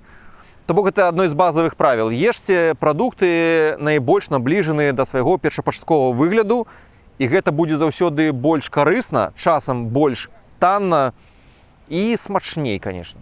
чырвонае мяса ці белае мяса? Белае мяса можна есць часцей, таму што яно пры вельмі высокім узроўню спажывання не мае вось гэтых патэнцыйна негатыўных эфектаў чырвонага мяса. Але калі вы некалькі раз на тыдзень з'ядаеце цэльнае чырвонае мяса, то я думаю, таксама окей. Колькі разоў на тыдзень варта есці рыбу? 2-3 разы, 2 дастаткова. То бок, калі вы ўзялі проста замарожаная скумбрыя, звычайна ў Беларусі прадаецца, таксама возіцца, цельная рыба, глыбокай замарозкі, шмат омега-3, не фермерская, лепш за ласося і танней за ласося. І цельную рыбіну проста зварылі, вы атрымаеце, з'еўшы 2 рыбіны за тыдзень, вы атрымаеце тыднёвую норму омега-3, селену, йоду, найлепшага бялку і ўсяго, што трэба. Які сняданак найлепшы? Ранішні, пры сонечным святле, ну, ці пры хатнім таксама, каб светла было, і высокабелковы. Што там павінна быць? Яйкі, тварог, курыца, сачавіца, калі хочацца. Ну і крышку садавіны. Калі нешта трэба вельмі хуткае зрабіць, разбейце 2-3 яйкі ці проста іх зварыце. Вазьміце замарожаны малочны гарошак, проста кіньце ў кіпень і давядзіце да кіпення, ўсё. 5 хвілін у вас ужо гатовы такі сняданак, што вы забудзеце пра харчаванне, ну, гадзіны на 4. Ці трэба сапраўды для здароўя хадзіць 10 000 крокаў у дзень? 10 000 круглая лічба, мы любім все круглыя лічбы, таму часам, калі я прайшоў 9999, нешта ўсё ж такі я не дажаў сабе так. Ну, рэальная мяжа карысці на 10 на мяжы 7 000, 7,5, вось, але десятка ўсё роўна клёва. То бок, калі вы стамілись пасля працы, няма сілы займацца, але вы хаце схуднець для добрага адчування, лепш прайдзіце пехам 2 кіламетры, чым прабяжыце. Ці трэба піць 2 літры вады на дзень?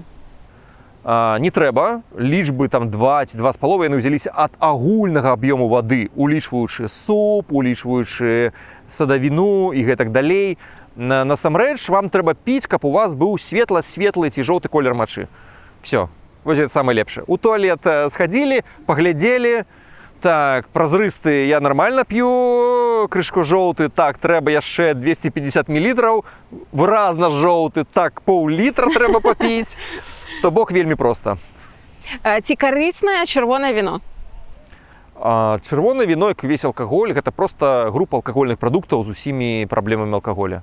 Існуе такі, канешне, міт вельмі распаўсюджаны, што вось ёсць бырла, а вот калі піць якасны алкаголь, то цырозу не будзе. Цыроз будзе, ён залежыць толькі ад колькасці алкаголя, вось, а не ад таго, якой форме ён паступае. То бок, у большай ступені гэта міт, чым рэальная карысць. Ці карысныя дыеты?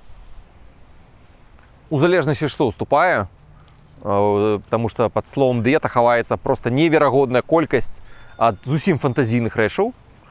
Але што могу сказаць, што любыя дыеты першапачаткова спрацуюць усе. Чаму? Таму што чалавек просто адмаўляецца ад пэўных груп прадуктаў. Нам патрэбна не пэўна дыета, нам патрэбна харчаванне, якое забяспечвае тым, што нам патрэбна нашае цела і не дадае лішняга. Вось і ўсё.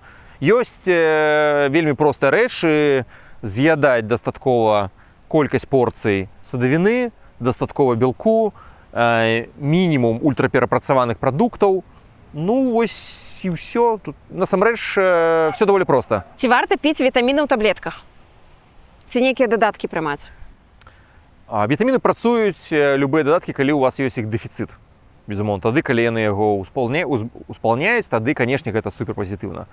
Для большасці даследаванняў, калі вы вядзеце здаровы лад жыцця, нармальна харчуецесь, у вас няма са страўнікам ніякіх праблем і ніякіх экстра патрабаванняў па вітамінах, вялікага сэнсу няма у вітамінах.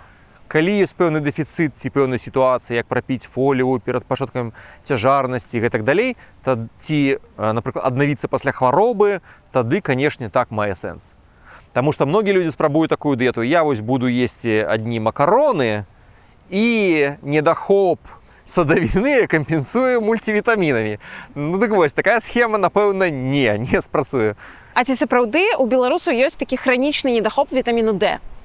Вітаміна сонца яго называюць. Так, ён ёсць па розных прычынах. Ну, па-першае, мы зараз... Па-першае, пачнем з чаму у нас белы колер скуры у беларусаў, так адрознена. Гэта вынік эвалюцыйнага ціску. Калі нашы продкі мігрыравалі там яшчэ з больш паўднёвых рэгіёнаў, яны ў Еўропу ўступілі цёмнаскурамі. Але калі ты цемнаскуры і менш сонца, менш вітаміну D, развіваюцца праблемы з косткамі, калі рахіт. Гэта значыць, што жанчыны з рахітам і калі у іх геметрыатаза, яны маюць вышэйшую рызыку, каб дзіцё загінула падчас родаў. І таму эвалюцыйны ціск пачынае адбіраць тыя алелі, тыя гены больш светлай скуры, літаральна 1000 гадоў, і яны ўсе пабялелі. Таму што настолькі целу патрэбна дастаткова вітаміна D. І светласкуры можам атрымаць больш вітаміна D нават пры слабым сонцы. І калі нашыя продкі нават пры нашым беларускім сонцы, але больш часу праводзілі на двары, гэтага хапала. Плюс пытанне, а што ж зімой? Так ты скажаш, але тут прырода, яна ёсць механізм.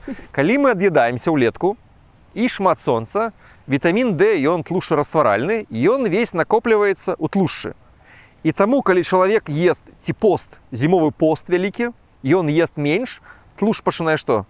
Расшчапляцца ўзімку, калі менш ежы, і вітамін D трапляе ў кроў, і мы ўзімку не маем выразнага дэфіцыта D. Прырода ўсё вельмі мудра запланавала, але праблема зараз, што мы вельмі рэдка выходзім на вуліцу, і тут нават ёсць такое пытанне здароўя, што, напрыклад, колькі там 1000 гадзін, гэта новая 10 000 крокаў, і 1000 гадзін сонца. 1000 гадзін у год. То бок каля 2,5-3 гадзін трэба проста быць. Вось, просто каб атрымаць і вітамін D, і рухацца больш. То бок, просто пытанне таму, што мала выходзім на двор, гэтага не хапае. А таблеткі кампенсуюць, калі прымаць яго проста праз вітаміны? Яны добра спрацуюць пры дэфіцыце вітаміна D, калі, напрыклад, там менш за 30 узровень, так спрацуе. Але пытанне, ці людзі, у каго памежны такі ўзровень, напрыклад, 40, ці даст ім вітамін D нейкія перавагі. І тут ёсць такі клёвы вядомы эфект, называецца парадокс вітаміну D. То бок, калі мы проста возьмем папуляцыю людзей і праверым рызыку хваробы ў залежнасці ад узроўня вітаміна D, то мы бачым, што чым вышэйшы ўзровень вітаміну D, тым менша рызыка там анкалогіі, дыябету і гэтак далей.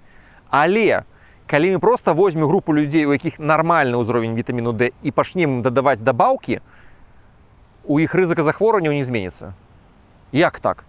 А ўся справа тым, што гэта сурагатны маркер у здаровых людзей. То бок, знаеш, людзі, якія маюць высокі ўзровень вітаміну D, яны проста больш ходзяць на прыродзе, далей ад лядоўні, менш ляжаць на канапе, вядуць проста больш актыўны лад жыцця, і гэта дадае ім такі сістэмны унёсак у іх здароўе. Плюс вітамін D гэта толькі адзін з дзесятка субстанцый, які ўтвараюцца пад ультрафіялетам. Там яшчэ вельмі шмат пропіо, меланакартын, ну то бок там яшчэ цэлая купа карысных рэчываў, якія ўтворваюцца пад сонцам, плюс там чым больш сонца мы атрымаем, тым лепш мы спім, таму што рэгуляцыя нашых цыркадных рытмаў, ну то бок там складаная біялогія. Аднім дадаткам не абыдзешся, патрэбна ўсё ж такі ўстаць і выйсці нарэшце на вуліцу. Дзякуй вялікі за размову. Было вельмі прыемна, дзякуй. Сябры, дзякуй, што даглядзелі гэтае відэа да канца. Гэта вельмі высокая ацэнка нашай работы. Калі ёсць чым падзяліцца, пішыце ўсё ў каментарах. Мы будзем чытаць і адказваць. Падпісвайцеся на канал, каб не прапусціць новыя гутаркі ТОК. Слухайце і глядзіце таксама нашага доктара Андруся Белавешкіна, з якім мы сёння размаўлялі. І падтрымлівайце нас і лайкамі, і каментарамі, і рублём, калі ёсць такая магчымасць. Можна падтрымаць нас праз BuyMeACoffee, праз PayPal, нават криптой. Зрабіць гэта вельмі проста. Спасылкі ёсць у апісанні пад гэтым відэа. Калі ёсць такая магчымасць, мы будзем вельмі ўдзячныя. І дзякуй вялікі, што вы з намі.